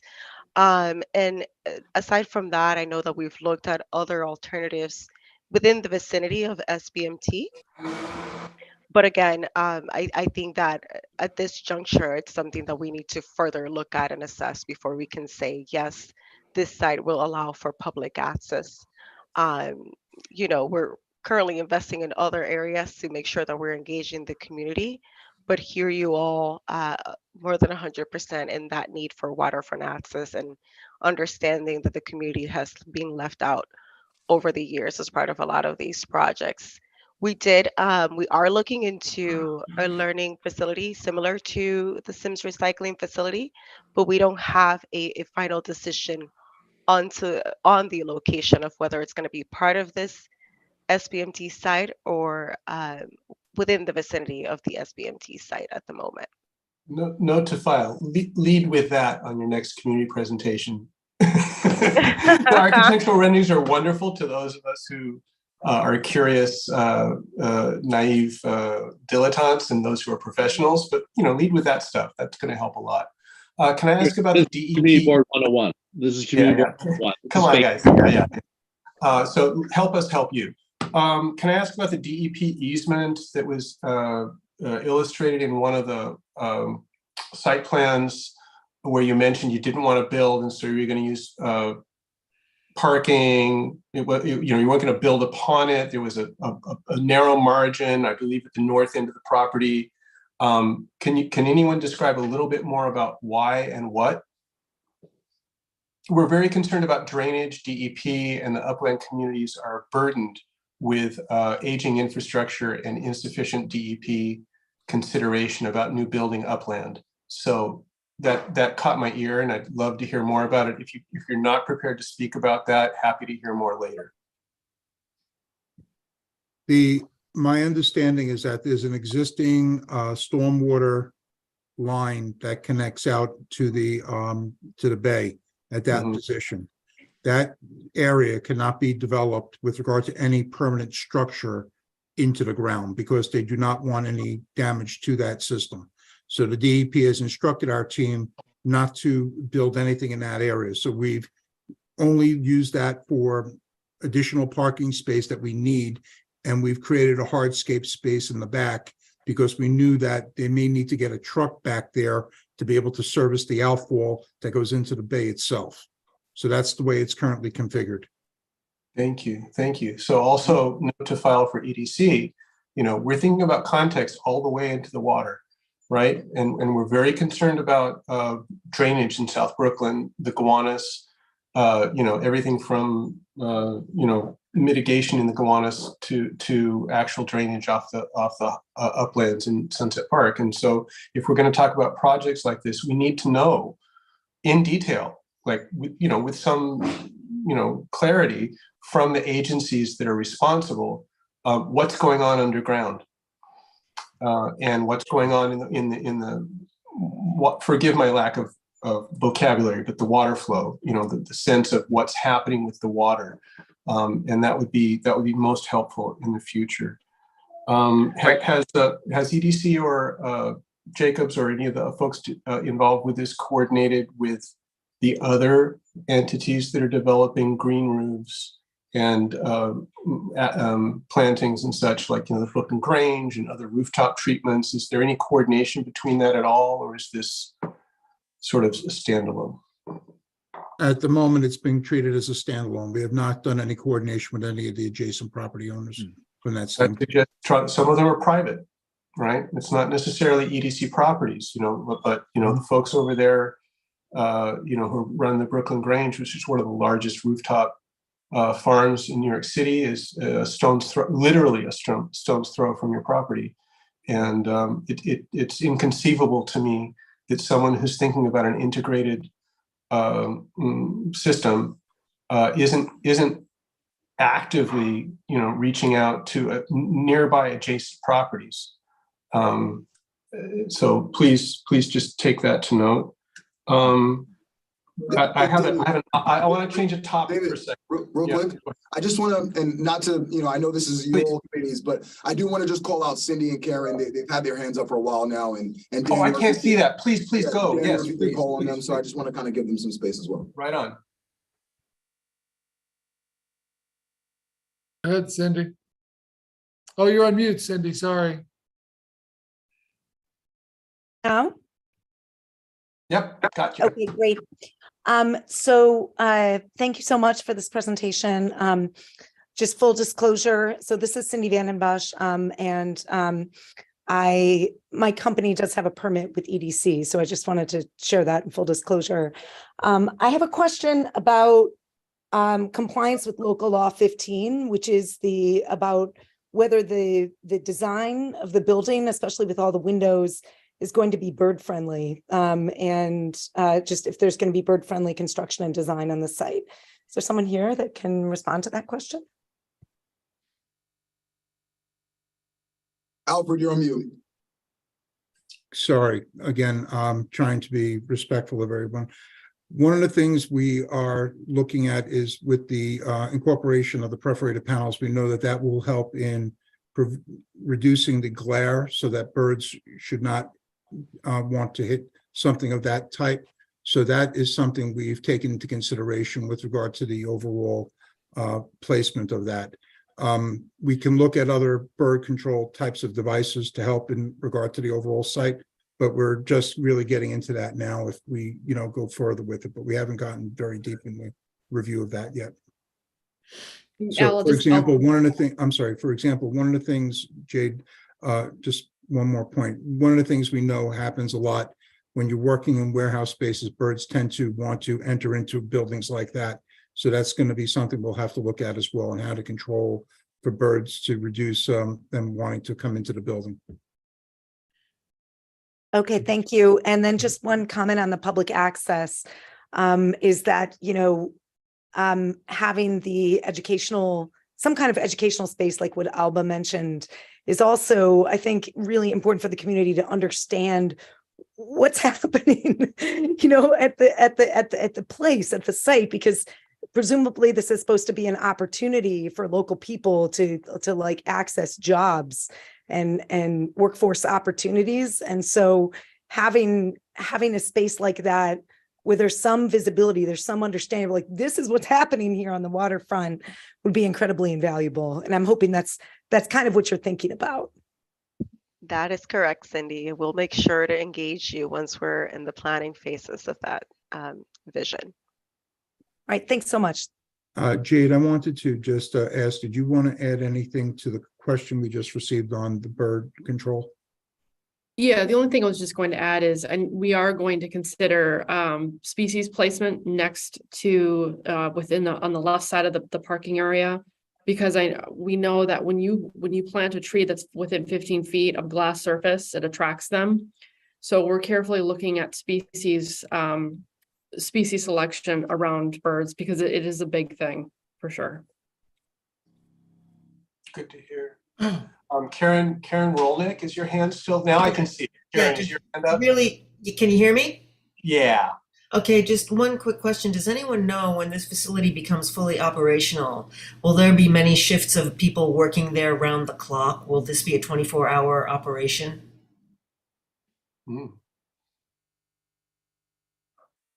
Because I'm asking the question specifically because, if we're concerned about these huge lights, why would there even need to be lights if there weren't going to be people there working? So that's was my question. I don't know if anyone knows. So yeah, the O&M base will be 24/7 operated. There's an operational control room that will perform monitoring of all the performance of all the wind turbines offshore. And that will be manned day and night. However, we do not anticipate any, say, outdoor work or maintenance work of any kind outside normal office hours, of course, or working hours. So it's basically keeping the wheels going for the offshore plants, which needs surveillance and monitoring, of course. Thank you. 3 quick points of information, just to get them on the record before we start to wrap up. What is SBMT Asset LLC that we saw on the PowerPoint presentation? EDC? Well, actually defer that. That is the JV name, I believe. Finn or others. Calvin, do you want to? Yeah, Kevin O'Brien, Brian, I saw you come off mute as well. Project engineer with Equinor. That's right, Max. It's the legal entity for the joint venture between Equinor and BP for the operation of the port. Very good. And same question about GE Grid Solutions. Is that the onshore station for conversion of energy, or what is GE Grid Solutions? This is Vish Kunapali. The GE Grid Solutions is providing the whole EPC for the substation along with Warner Brothers. So we are providing equipment and doing construction for the onshore substation. Thank you so much. Can you define EPC? Engineering, procurement, construction. Very good. This is all just daylighting stuff for folks. You know, my neighbors are sitting on this call, and we don't swim in these acronyms. So thank you. These are not testy questions. They're just what's what. EDC, a question: is any of the capital construction on your property subject to 1% for the arts or any other community benefit beyond the wonderful community benefits that are associated with Equinor's lease? 1% for the arts. Question to EDC. David, I guess I just want to be a little clear. You're asking if any of the capital construction work is, I guess, privy to the DCLA's 1% art program? Yep. I don't think so. I'll follow back up with you, but I haven't had any conversations with that team. Yeah, it's not our experience that it is, but I want people to hear it. Yep. And I have a soft question, and this is really around community relations. Those sheds, the sheds on the property that are going to be demolished, right? They should be demolished. They must be for this process. No regrets. This life, we go on, right? They've also been a part of Sunset Park's history. As recently as 6 years ago, the Grand Global Chabad dinner was handled on these properties, right? There's something in the steel and the tin and the crappy construction of these sheds, right? Have you taken any provision to document what you are going to destroy in historical terms? I just think, there are organizations that do this, and it's a moment of change. And just as we look back at Bush Terminal in the 19th and early 20th century and the other industrial properties that are lost, this community might want to understand and remember how we got from there to here. So could you consider that as part of your community engagement? Yeah, it's something that we are discussing, David. There's been a lot of interest in documenting the revitalization of the site, the progression, the changes. And so it's something that we're discussing with our communications team on how best to capture that. Beautiful. Yeah. And I know that also we've talked about, having interviews with residents that have been there for years and can speak to perhaps the history and then the transformation. But yes, it's something that we're considering. Love to hear more about that. Don't forget the longshoremen. Thank you very much. Have you coordinated in any way with the Brooklyn Greenway? And will the Brooklyn Greenway be on the perimeter of this project? We actually had a meeting with them very recently, and I'm waiting to hear from them as to what their proposals are. So I had an initial meeting, I would say actually about maybe 3 weeks ago, where they brought up what their plan is for the area. And we'll be revisiting that conversation. Good to know. Again, this is all just to get it on the record. Thank you so much. No problem.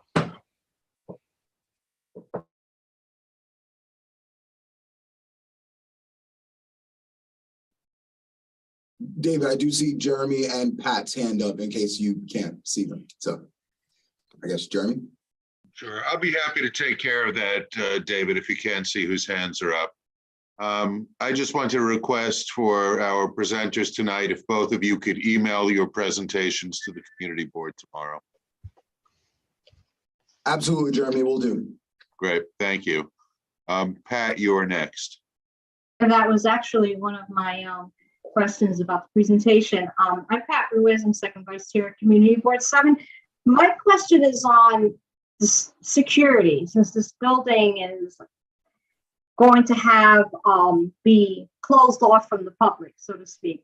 So is this security, armed security? What kind of security are you going to have? What is the presence going to be? The security itself would be basically barriers. There'll be card access devices to allow for people to get in and out of the campus. Card readers will be positioned at the entrance gates so that they'll be able to drive into the campus if they choose to drive in by car. There's also going to be a pedestrian gate so they can access through the pedestrian gate as well if they're coming through public transportation vis-a-vis the subway, or if they're coming in by bicycle, et cetera. Once they get into the building, there'll be card access readers to get upstairs, and that's pretty much how it'll be secured. There'll be cameras that'll be positioned to monitor the activities that are going on, that'll report back to a central station. But beyond that, there's no intention that I'm aware of to have armed security guards. But I would defer to the owner on that. Thank you. I was just trying to get that clarified. And my other question is, you refer to paying homage to some building in Norway. Are there any pictures that we can see? Because I couldn't really visualize the windows, and I'm curious about that. Yes, we can provide that information. Thank you very much. Dan and David, I see no additional panelists with hands up. Could I throw it open to attendees if they'd like to raise their hands? Yeah, please. Yeah, we've taken a lot of airtime. I'm happy to. So members of the public, if you would like to speak, please use the raise hand function. I'll call on you in the order that you raise your hands. I'll give you a moment. I know a lot of the folks who are our attendees are also with EDC, so maybe they're not raising their hands. Going once, going twice, no hands up. Well, I don't know. Questions? I would love to hear questions from EDC.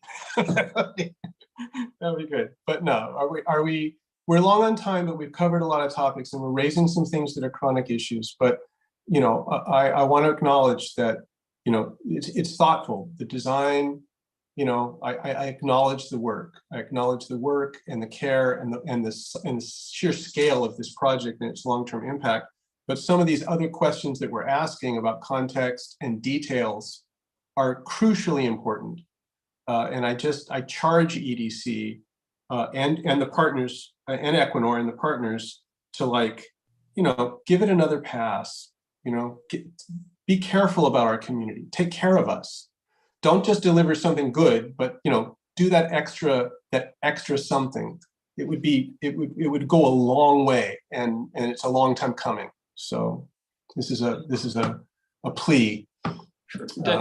David, thank you for that encouragement. I did want to follow up because we omitted mentioning part of the design drive. That building in Oslo was one of the points. The other point with a lot of that, the metal that is aging over time is connectivity and resonance with a lot of the design vocabulary of the surrounding industry city buildings. And that's been an ongoing dialogue and a point of discussion. So that's something just that was not mentioned by this design team, despite themselves, but it has been a very strong point of inspiration for the materials chosen up to this point to create that connectivity with the surrounding area. Thank you. I got a couple of half Norgies getting ready to go to bed in the background, so I appreciate that sensibility very much, but we need to feel it. So that's there's a little extra to do, but it's part and parcel with what you're bringing to the community. Thank you. Justin, do you want to make a quick summation for the ask? Absolutely. So we are here tonight for a letter of support for the design that you'll have seen tonight about the South Brooklyn Marine Terminal campus. So yeah, I will turn it back over to you folks to possibly make a motion to support that. But yeah, that's what we're here for tonight for. Give me a sense of, please. Oh, sorry, Dan, but give me a sense of your timing and urgency and what this means. So often at the community board, we're in an advisory role, and I don't want people to mistake an advisory role or a simple assent to something to be having an actual effect on the outcome. So maybe Jeremy, I don't know, who can describe what the community board's role is in what you just asked for and what the outcome might be? So I think there are two choices here, because they are here to ask for our support. I don't think they necessarily need our support. They just need to present to us. And friends at EDC, please tell me if I'm incorrect on that. So we would either be supporting it with, I think, some qualifications, or we would be giving them a letter stating that they've presented to us. In either event, we could share how we feel about the project and put it into context and share that with PDC. And whether in this project or the various other projects that come before us that go to PDC, we would be making a case. Yeah, I want to echo Jeremy, because that was a great description of the process. However, I will somewhat give PDC a little bit more credit in the aspect of them. They really do value the points that community members and community boards do bring up throughout this process. And I think that is something that they really keep in mind as they go through these different design phases. So if I may, this is John Fontillas. Justin, this is for preliminary? Correct. All right, so there will be, this is basically a 30% design development submittal. They've just gotten through the basic massing of the building, the basic design. They're submitting to PDC for PDC's review of the design, primarily the exterior only. PDC does want to hear what the board has to say about the presentation.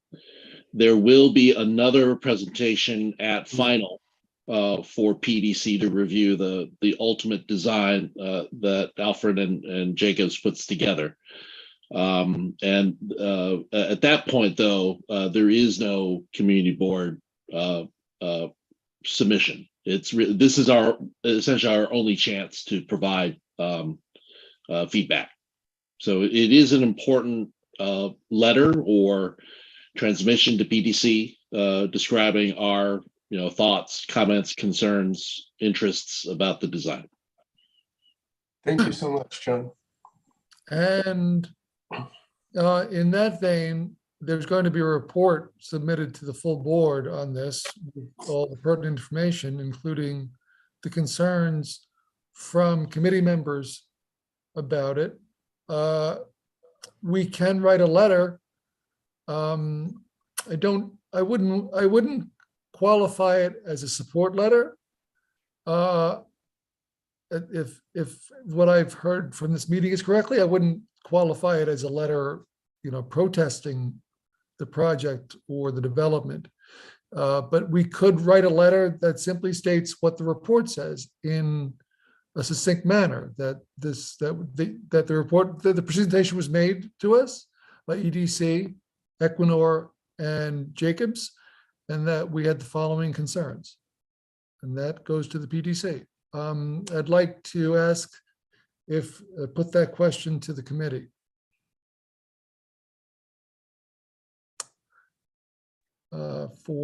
Yes, John, your actual hand, yes. Oh, yes. So if we, how would the letter be authored, and would we have any input into the wording of those concerns and of the letter? Yeah, I mean, I'm looking, so the authorship is by the committee. And finally, the signature goes on of the board chair and the district manager usually, depending on how the letter is written. But so it would be, the authorship is based upon starting with this discussion, the chat, the pertinent questions in the chat, and what we spoke about here tonight. I mean, everything from public access to the design of the windows. So those things could be put into the letter to PDC. And whatever is voted on at the board meeting ultimately. Right, right. So there's that. So the committee can go to, with the report to the full board, the committee can say, we'd also like to write a letter stating what I've just kind of described. It was an acknowledgement of the presentation, and a listing of the questions and concerns from the committee, and see if the board will send that along as a resolution. Are there any questions about that, or does that seems like a plan? John, your actual hand. Yeah, so is the only option to express questions and concern rather than to make affirmative statements about things that the board would like to be changed? Oh, yeah, that's absolutely. And let's so that we can avoid having this discussion at the board meeting, let's clear any of those up now. What are there, 2 or 3? I would just like to keep that manageable so that we have, let's say, 3 points, 3 affirmative statements of what we'd like changed, unless there are 5 really important things, just for clarity and being succinct. But if you have those, please state them now so that they're in the report and potentially in the letter to PDC. And potentially in the letter to PDC. Dan, do you want me to call hands up? No, Antoinette, you've got your hand up.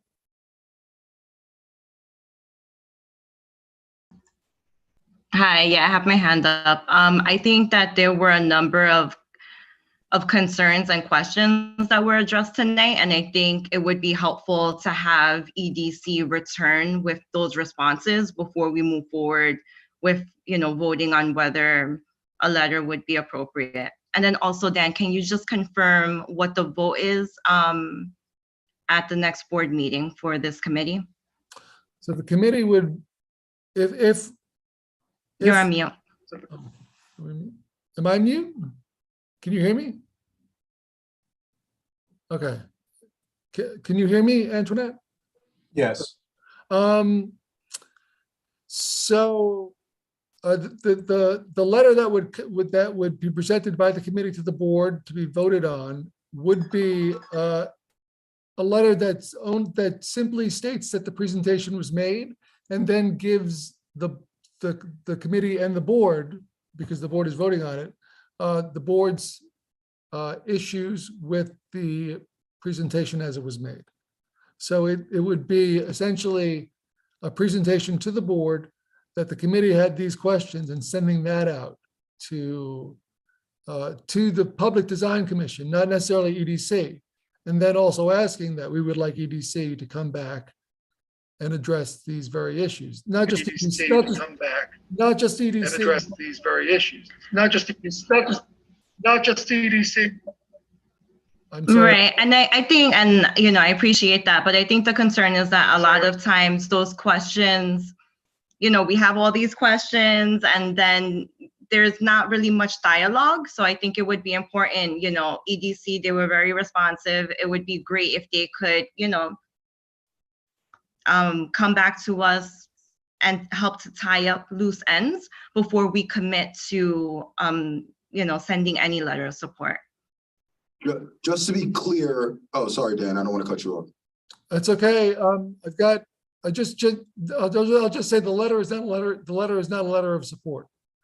So that's just that. And I want to just go to Nick for. To clarify, it will be a letter of acknowledgement that they did what they were supposed to do, which is come to us, and then we're also sharing all of our concerns. So I'd actually like to make a motion that we vote on Danny's memo that we're talking about here, in the spirit that Danny has mentioned here. Yeah, and to clarify, this is not a letter of support. This is a letter of basically basically an information letter, what happened here, and also what we are unhappy with. Correct. To PDC. To PDC, of course, we could copy EDC and should, along with that letter, and make it clear that that we're here and they're here, we're neighbors, and that you know, we'll still be, you know, we're still, they have to come back to us on this issue for other stuff. They will have to. This is too big a project. It's like the Made in New York campus. So they can't hide from us. But Dan, to John's point, this is our substantial statement about Yes. it. And later in the process, there's not another juncture where we have another equally substantial statement. Is that, did I hear that correctly? I want to make sure people understand that. And I want to make sure I understand that. Not on the design of these buildings, no. Well, Dan, if I may, this is because EDC is the agency. This is a project that has to go to the Public Design Commission. The Public Design Commission weighs in on the design and can not provide an approval for the project to go ahead. I mean, that's within PDC's purview. So it's not an issue of us approving or disapproving. We can make public our issues.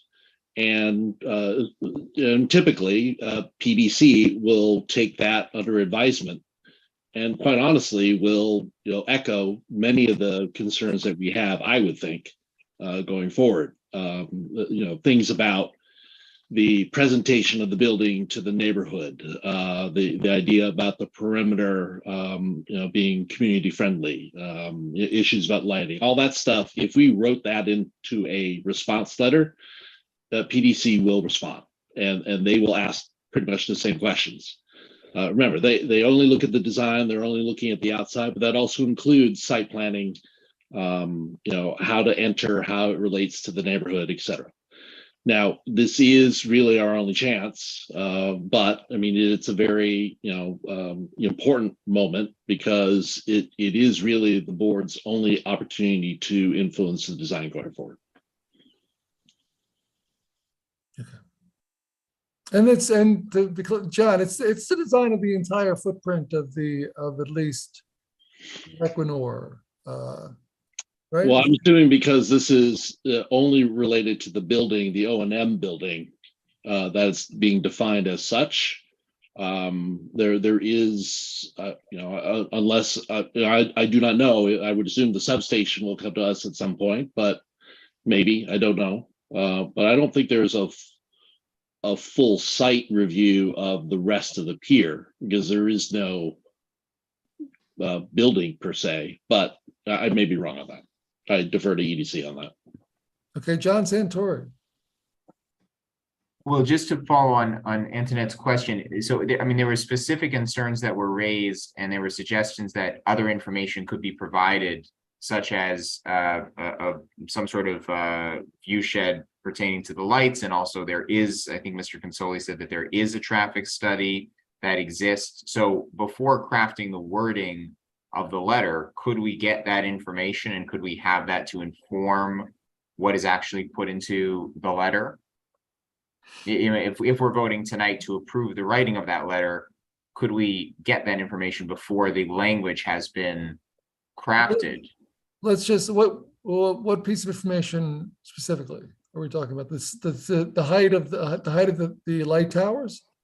That comes to mind for me, the height of the light towers and I'm going off of David's question, the viewability of that from uplands. And also Mr. Consoli mentioned a traffic study that he said does exist, I believe.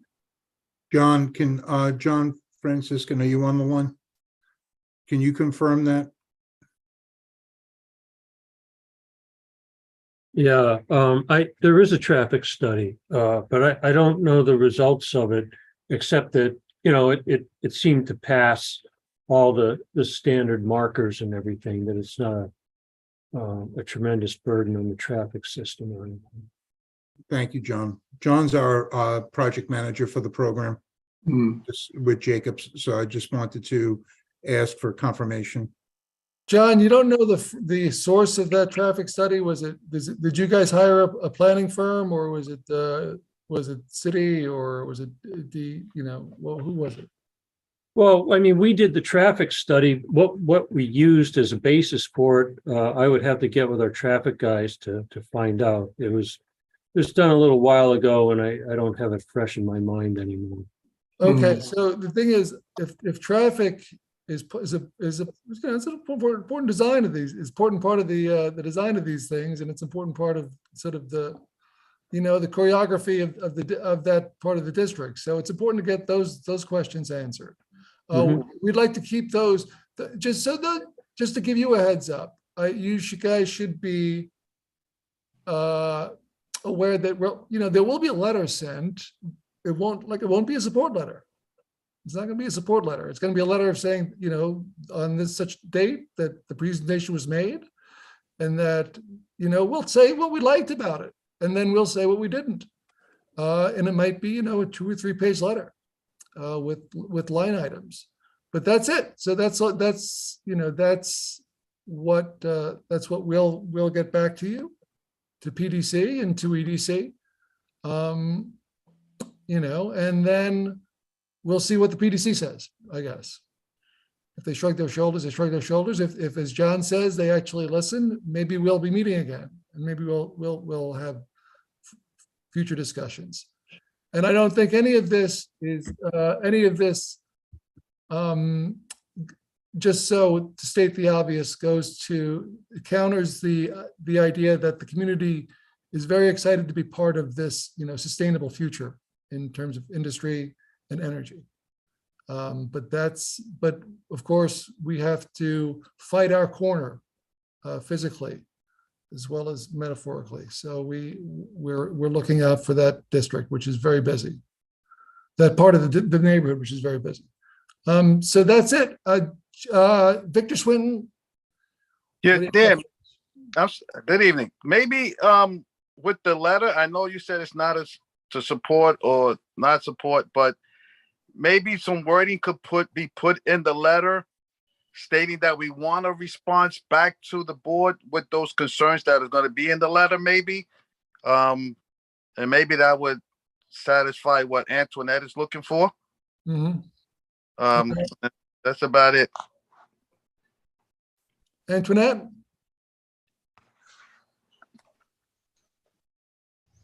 Your hand is still up.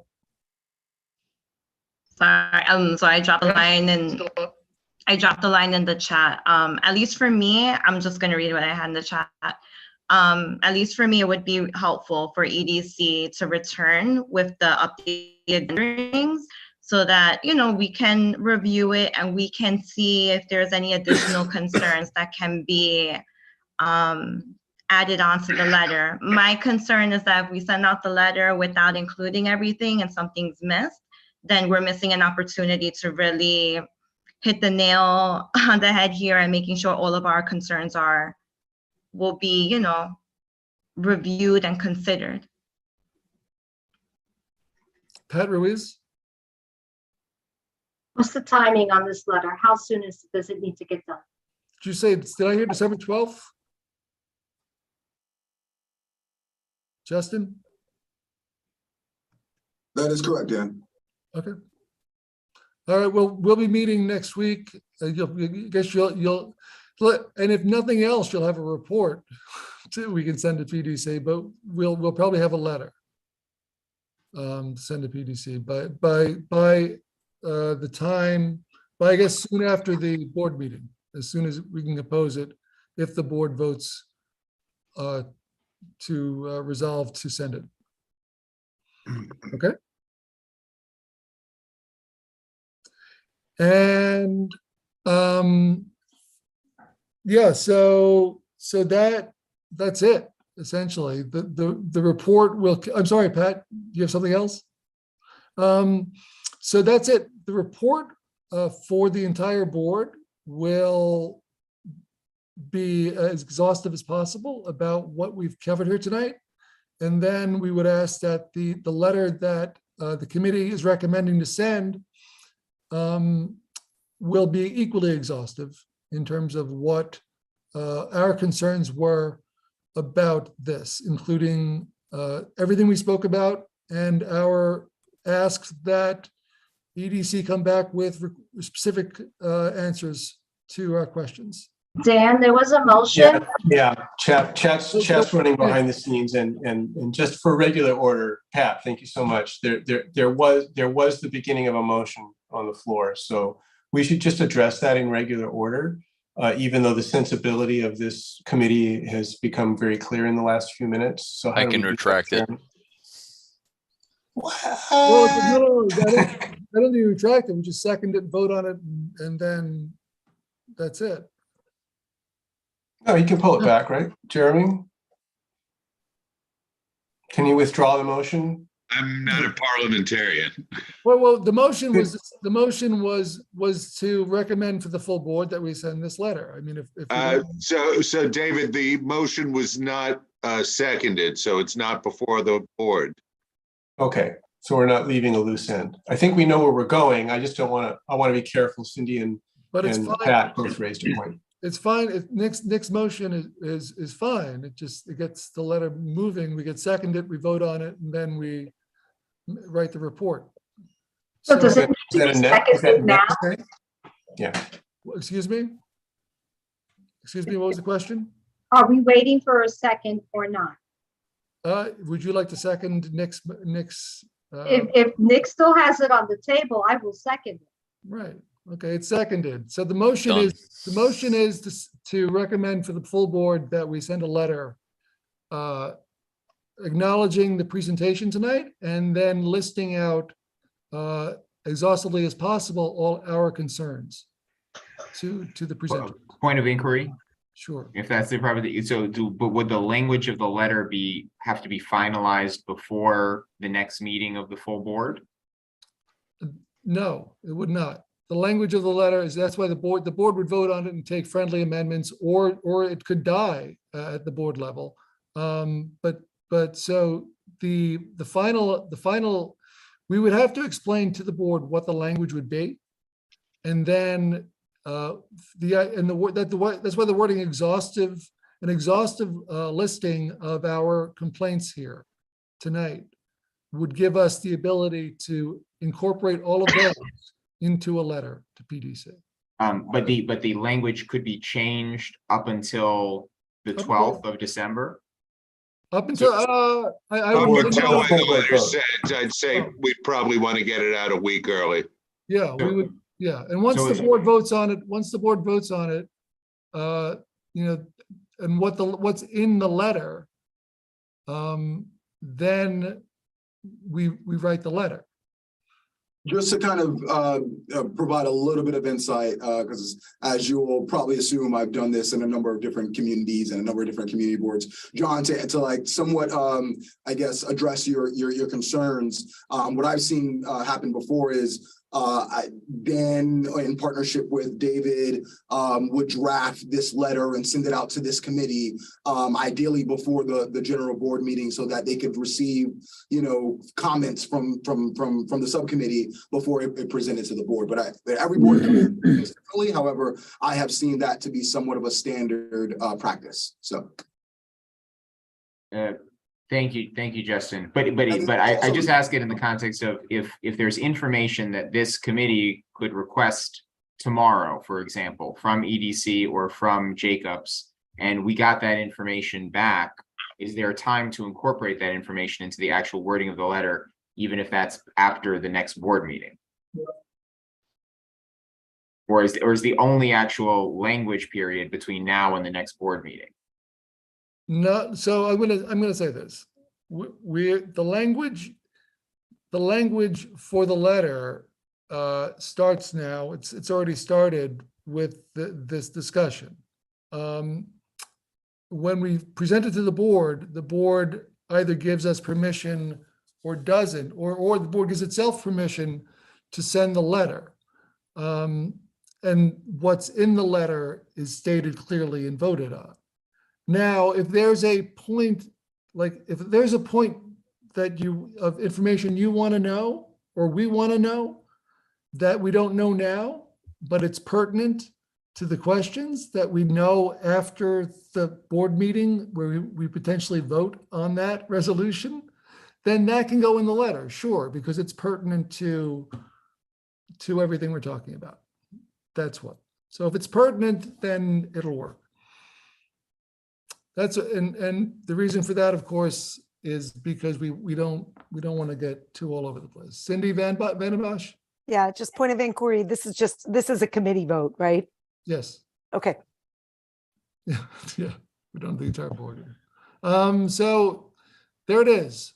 Any more discussion on this, or do you want to vote on it and get to new business, old business, and adjourn? Just a point of information to the presenting team. There were a number of items where you said, oh, this is under consideration, or we're thinking about it, we can get back to you. Is there a sense of timing? Could we clear the decks? Some of the concerns, if you can address them, like, are you saying within days you could respond about a community engagement center or a fence treatment or lighting or those things, or is that a little too ambitious? I think that's a little bit too ambitious, David, based on where we are with the design and what we currently have involved with every aspect of this project. So I would say that's a bit ambitious on behalf of trying to get that to you immediately. Okay, reasonable, thank you. Alba. Thank you. Yeah, I actually wanted to address that same concern, David. I wanted to make sure that the group here knows that we're going to go back and coordinate with EDC on further touch points with the community board. We feel that obviously this is a very early design and we need to make sure that we are engaging you as the design progresses, given the concerns that have been raised and the questions that still need answering from us. We'll come back, we'll reassess, and we'll put information together to come back to you to provide those answers and proceed with this conversation as we progress the design. I don't think this is a one-off meeting, nor should it be, even if it's outside of the PDC requirements for the submission. We want to make sure that we're incorporating your feedback as part of the entirety of the project. Thank you. Mm-hmm. Okay. So a motion was made and seconded to present a motion. Motion was made and seconded to be presented to the board, that we acknowledge this presentation and we send our list of concerns to the Public Design Commission with all that entails. So is there anyone who is voting has a problem with this vote coming out of committee? Please raise your hand and speak. You're asking for unanimous consent, Dan? I am in a reverse way. So seeing none, I'm going to say that we voted unanimously from committee, unless anybody wants to abstain or simply vote present on it. Cindy, I understand. So if we're not committee members, like I'm no longer a committee member. If we're not committee members, like I'm no longer a committee member. Sorry, there's an echo. So, Sorry, there's an echo. no, this is committee members who are voting. Okay. So, Karen. According to the new bylaws, if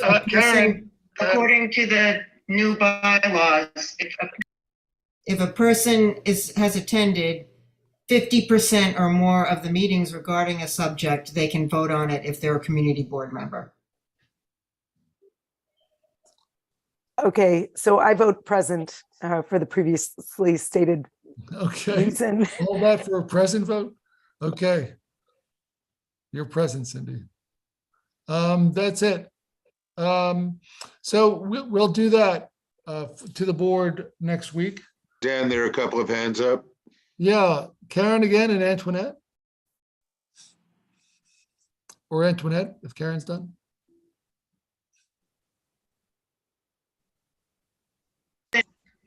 Sorry, I'd like to vote no. This was the first time that the presentation, was shown, and it was a lot to digest. And I think that, it would be helpful at least to have some of the updated renderings so that if there are any additional concerns, we can bring that back to the board. And it's kind of hard to do that without all of the information. And I just feel that things are just moving a little bit too quickly. So I'd like to vote no on this. Okay. So Dan, that's not unanimous consent. That would require a roll call vote. Okay, the roll call vote for the committee. Yes. Do it. Okay, so same drill as before. I am going to mute everybody. And committee members, when I call your name, please unmute yourself, share your vote, and then mute yourself again. Let's start with Dan Murphy.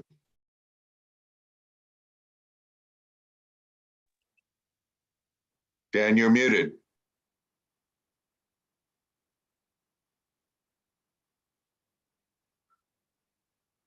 Dan Murphy.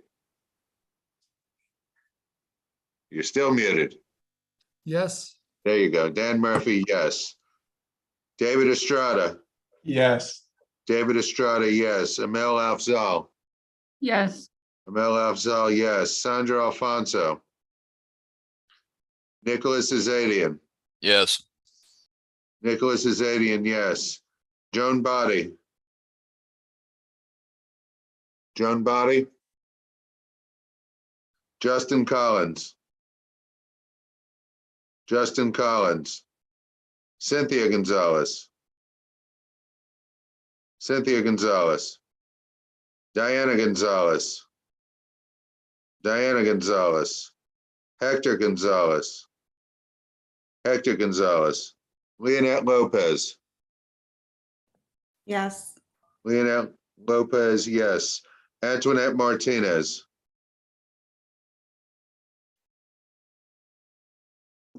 No. Antoinette Martinez, no. Marilyn Melman. Marilyn Melman. Myra Molina. Myra Molina. Gabino Morales. Gabino Morales.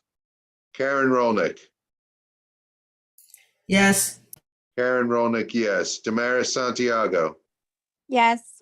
Damaris Santiago, yes. John Santori. Yes.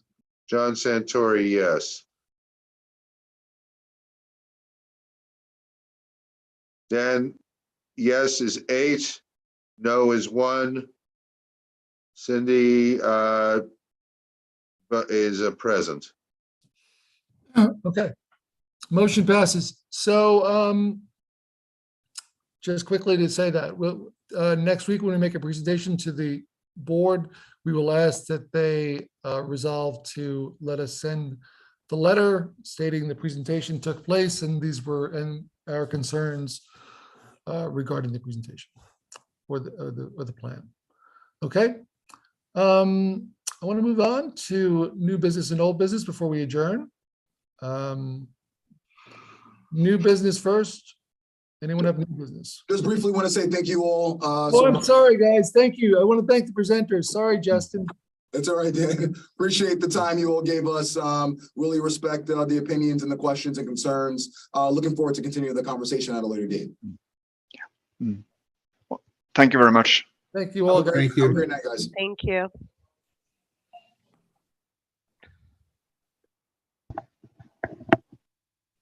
New business, raise your hand, please.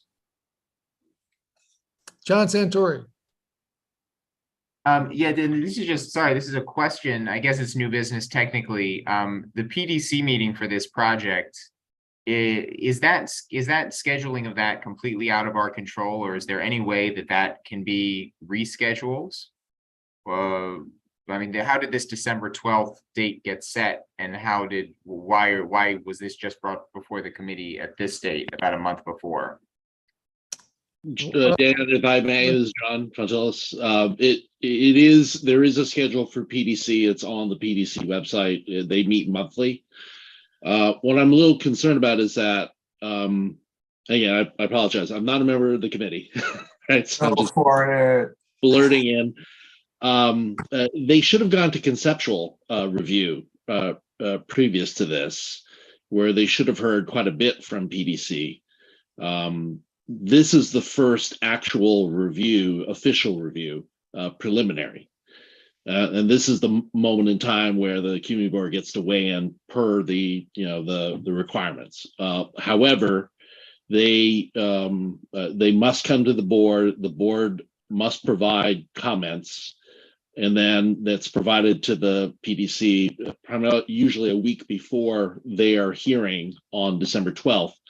Now, they are one item, as I mentioned earlier. I'm actually going to be at that meeting presenting another project in another community board in Queens, which is actually a similar project. So I find it odd, honestly, that Jacobs was a bit kind of, they weren't very skilled at this. They should know, coming in front of a board, you should talk about Sunset Park, not Industry City. That you should talk about the community, not 100-foot tall mass. I don't understand why they didn't understand that, but it seemed like they did everything that you don't do if you understand the process. So we do provide that review, but that date is set. That date has been set for the entire year.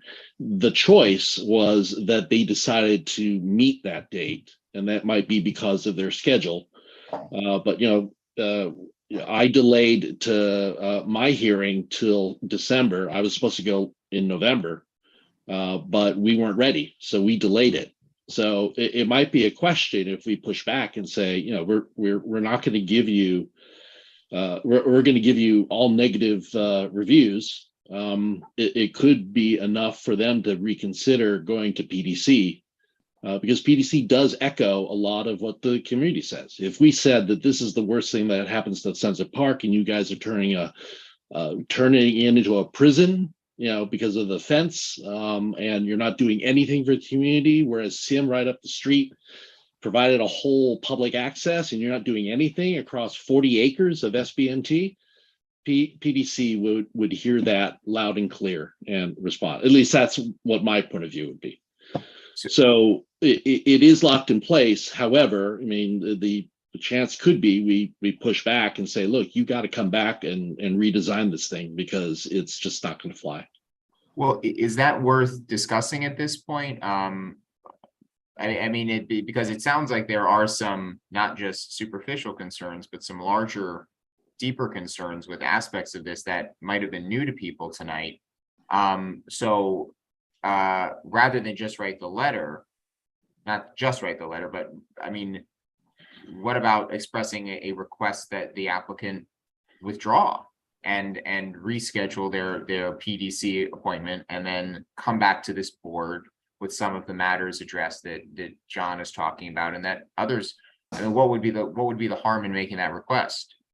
What would that could be a suggestion put into the letter, John Fantillis, am I correct? Yeah, but I mean, it's up to them. If they've got the design locked down and they feel that this is something that they can't change, then they're just going to go ahead. But I mean, I'm a little concerned that, again, I apologize. I haven't been, fully attending your committee, Dan or David. I had assumed that you guys had preliminary meetings with them over the past couple of years. No? Is this really the first time that not in this committee? No. But Equinor has done presentations, haven't they not? They have, yes. They've been part of. They've been part. We've had presentations about SBNT before this, but nothing as specific as this about the design. It was more around the leasing, the lease up, right? That was a good long while ago.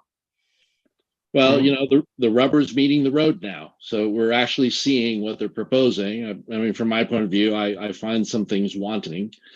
And again, I'm just putting out there what Sims did. Not saying that Sims is perfect, because I know we had some issues with them as well. But they have an entire education facility. They have the deck. They have the pathway to the facility, and they're only a couple of acres. This is 40, right? 40 freaking acres of our waterfront that has never been publicly accessible. So for them not to acknowledge that from the get-go, I find troubling. So, and if what you're saying is that they've never mentioned access to date, then that's even more concerning. I think the conversation so far were very focused on the economic development, the job creation part of it, essentially workforce development. That had a great deal to do with that. Going so far, because remember, there's that history of that site where they wanted bulk break and roll on, roll off, a car park essentially was the way they wanted to make it. So but this is the initial real designs. So this goes into the letter, that we haven't had real discussions about designs yet. And so this has come upon us very quickly. I mean, you could, you reference, this is the physical footprint. And what we are now understanding is that the 40-acre campus, what John Santor had mentioned earlier, I mean, it's going to be completely surrounded by a fence, and it's going to be forever separated from the community, and with good reason. I understand that. But then it behooves them to offer something in return for that. Because if you're going to take 40 acres out of Sunset Park and completely isolate it, then there's got to be something that you can give back to the community that provides some, I mean, like that whole control room they're saying, looking at all the offshore sites. Wouldn't that be great to take kids to see that control room in Sunset Park, or being able to see all the pieces and parts? Maybe there's an observation tower that you can go in and overlook the site. I mean, there are bunches of ideas, but it seems like none of that's been discussed. Right, and it is surprising that they're very detailed about like the rain treatments in the windows and all that. Really, seriously, but yeah, there wasn't that, and I think if we conclude that in the letter, it should be serious community engagement designed into the facility. It's the physical environment as it is in Sims and other facilities. I remember, Jeremy, when we were talking to Tully about, they had a plan over at the now made New York campus to put in basically recycling oil, and we got them to commit before the Grease.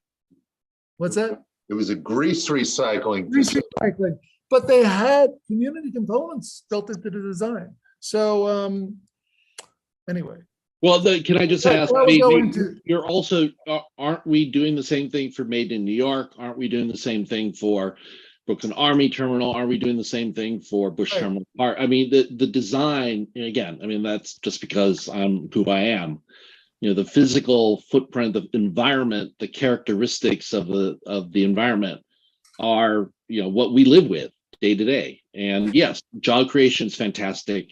Returning the waterfront to productive use is great. But, if I have to look at a fence and see that magic Oz, of windmills far beyond carbon fiber, but, that doesn't really do much for me. I want to keep on track and not go over what we've already agreed upon, because this is not just new business, it's the business of tonight's meeting. But John, you have something to say? Yeah, just, I guess my last question though is, if these concerns are raised, what is the process if the Public Design Commission, does it have the power, you said it, to not approve this going forward and to say that changes must be made, and then it would go back into, they would have to make changes and then come back to the community board and then come back to PDC? Exactly. So if these are, I'm encouraging the committee, I think, if these are concerns of that enough magnitude, then I feel like we should be explicit in the letter and should say that we don't want PDC to approve this until the following matters have been discussed with the public.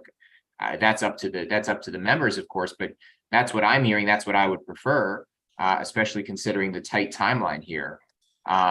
So again, I don't know exactly how the letter language is going to be crafted, but I feel like that's something we would we could not just say we have concerns, but that we actually are asking PDC not to approve this at this time. Yeah, I mean, that's, yeah, I mean, we could do that. I mean, we could do that, but that would be, but the thing is, the most important thing is we want to explain the why.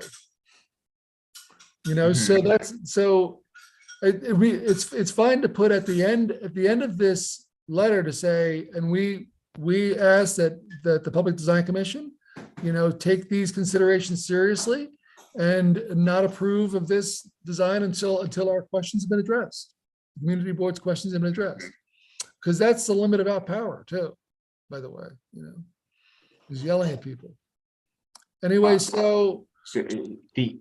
I had one more new business matter, but are we going to have a chance to dialogue again about the final content of the letter? I understand that the full board is meeting, but how do we dialogue going forward?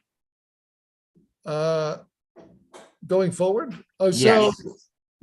Email anybody and everybody here. If you have our emails probably. I mean, if you want to have that discussion, but as far as this is concerned, once the report is written, the ask is made, and then the letter, the spirit of the letter is formed to be presented to the board with pertinent information, and then that's how we send it. So as far as discussion going forward, the board is the next big meeting on this. Okay, Board so meeting next week. so if we have a specific component that we think should be in the letter, you're asking us to email you and David, and that can be sent to the rest of the committee members? Yes, and please feel free to copy anybody and everybody you want to on those emails. Okay. And I say that because I would like to get them to directly respond to you, if in your concerns. Any things you might have. My other new business is just a request, and I see that Antoinette has new business. I would like to request that this committee meet in some form, either discussion over email or another meeting to plan the next meeting of the committee and to discuss the agenda items of upcoming meetings, so that there's democratic engagement to decide how often we're meeting and what we're talking about. I always enjoy the meetings and I always learn a great deal, but my concern is that we're not setting up the agendas and the timing of the meetings in a democratic fashion. I think doing so would greatly help the committee and would greatly help the community.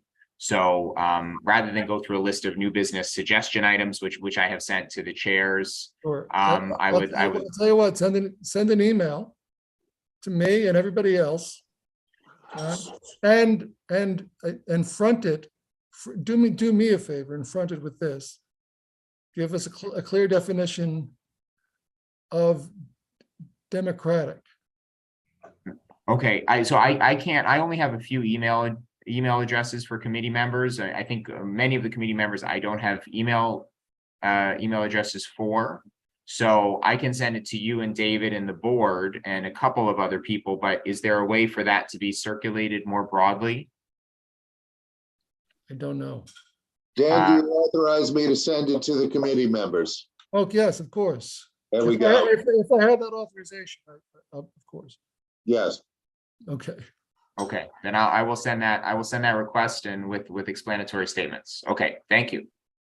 Okay. And the one request I have is that with that background communication, that anything substantial we decide or arrive at is conducted in the public meeting forum under regular order. So that's I just want to bring it back home to the process of the community board, that we're being transparent on the record and available to the public, because even an email to committee members is already a prescribed circle.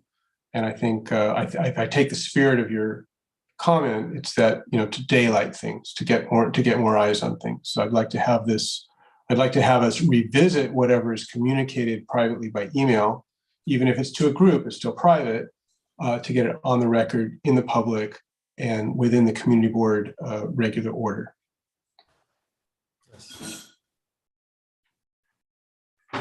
Okay. Any more new business or old business? Antoinette, did you have new business? I know you put some in the chat.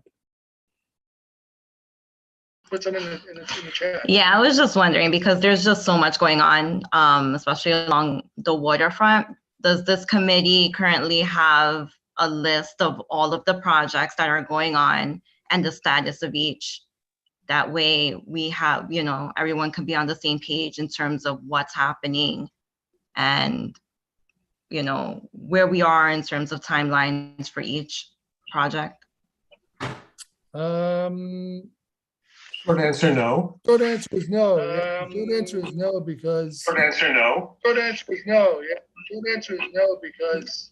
Is that something that we can work on? Because well, we there was this meeting, there's a Steiner, there's other, yeah, so there's a lot of active waterfront projects. Some of them, and not all of them. There's a lot of active waterfront projects. Some of them, and not all of them. Some of them are all overseas. I'm sorry, it's difficult to hear. Antoinette, when you're not speaking, could you please just? I'm sorry, it's difficult to hear. Antoinette, when you're not speaking, could you? Thank you. Yeah, so the active waterfront projects, obviously Made in New York is a major project, and the South Brooklyn Marine Terminal. We're addressing those not just because they're huge projects, but also because they are economic development corporation projects. And city-owned land. As we check in with Brooklyn Army Terminal to see what they're up to and what they are, what they're doing and their metrics. As far as a running list of everything that's going on down there, we do not have that. Dan, I'd be happy to come up with a list, and if I circulate it, and if anybody finds something I've missed, we'll add it to the list, and then we could just ask for EDC for a status. Could I, yeah, so as long as that's,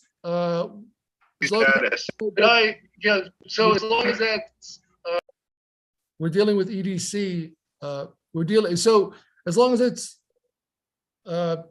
bifurcated or trifurcated into EDC projects, DOT projects, projects in the public realm, in projects projects that are on property that is, owned by EDC. If that's, so as long as we know what's what, so that it's not one big jumble of projects, and we know what projects are transportation related and economic development related and where they are. That'll be great. Thank you, Jeremy. John Fontillis, old business or new business? Well, I just want to mention that the December 12th Public Design Commission meeting is publicly accessible. You are able to log in and watch. Or actually, I do think you can actually even go and attend if you want. It's on the 3rd floor of City Hall. But there is, if you go to the Public Design Commission website and then look at the meeting agenda, you can actually see the listing of the projects. Now, what's interesting though, I'm looking at the agenda and they're not on the agenda, which I find odd. I mean, I'm on the agenda, but I don't see this project on the agenda. So, and honestly, I do see that EDC is still on. So if maybe that's something that David or Dan, you could clarify with Justin later. Because I'm looking at the agenda that's posted on the website and they're not listed that I can see. John, can you just drop that link into the chat? Oh, actually, I'm sorry. I apologize. I was looking at the November 7th agenda. The December 12th actually is not out yet. So I guess that's the submission deadline is actually November 10th, which is tomorrow. So just the background is that they would have to submit the presentation that we just saw to PDC through EDC tomorrow in order to be put on the December 12th agenda. Okay. But yeah, I can put that in chat. John Santori. I just want to mention that there is a meeting at 6:30 p.m. tomorrow hosted by Marcella Matenas' office about basically an open conversation about waterfront properties and also economic development properties, and the role of the public in those crafting those projects and how democratic they should be, essentially. And that's being hosted by Marcella's office at their office at 6:30 p.m. So that's open to anyone who is interested. And my hope is that it would be one of an ongoing series of conversations so that we can involve our elected officials in these discussions as well as the public. So I just wanted to pass that along. Is that online as well? I don't believe it's online. I think it's just in person. I don't see a Zoom link for it. But this is just, I mean, yeah. So to my knowledge, it's not online, just in person at 6:30 at the assembly person's office. Thank you, John. Sure. Anything else? Okay. Thank you guys for a great meeting. Is there a motion to adjourn? Motion to adjourn. Second.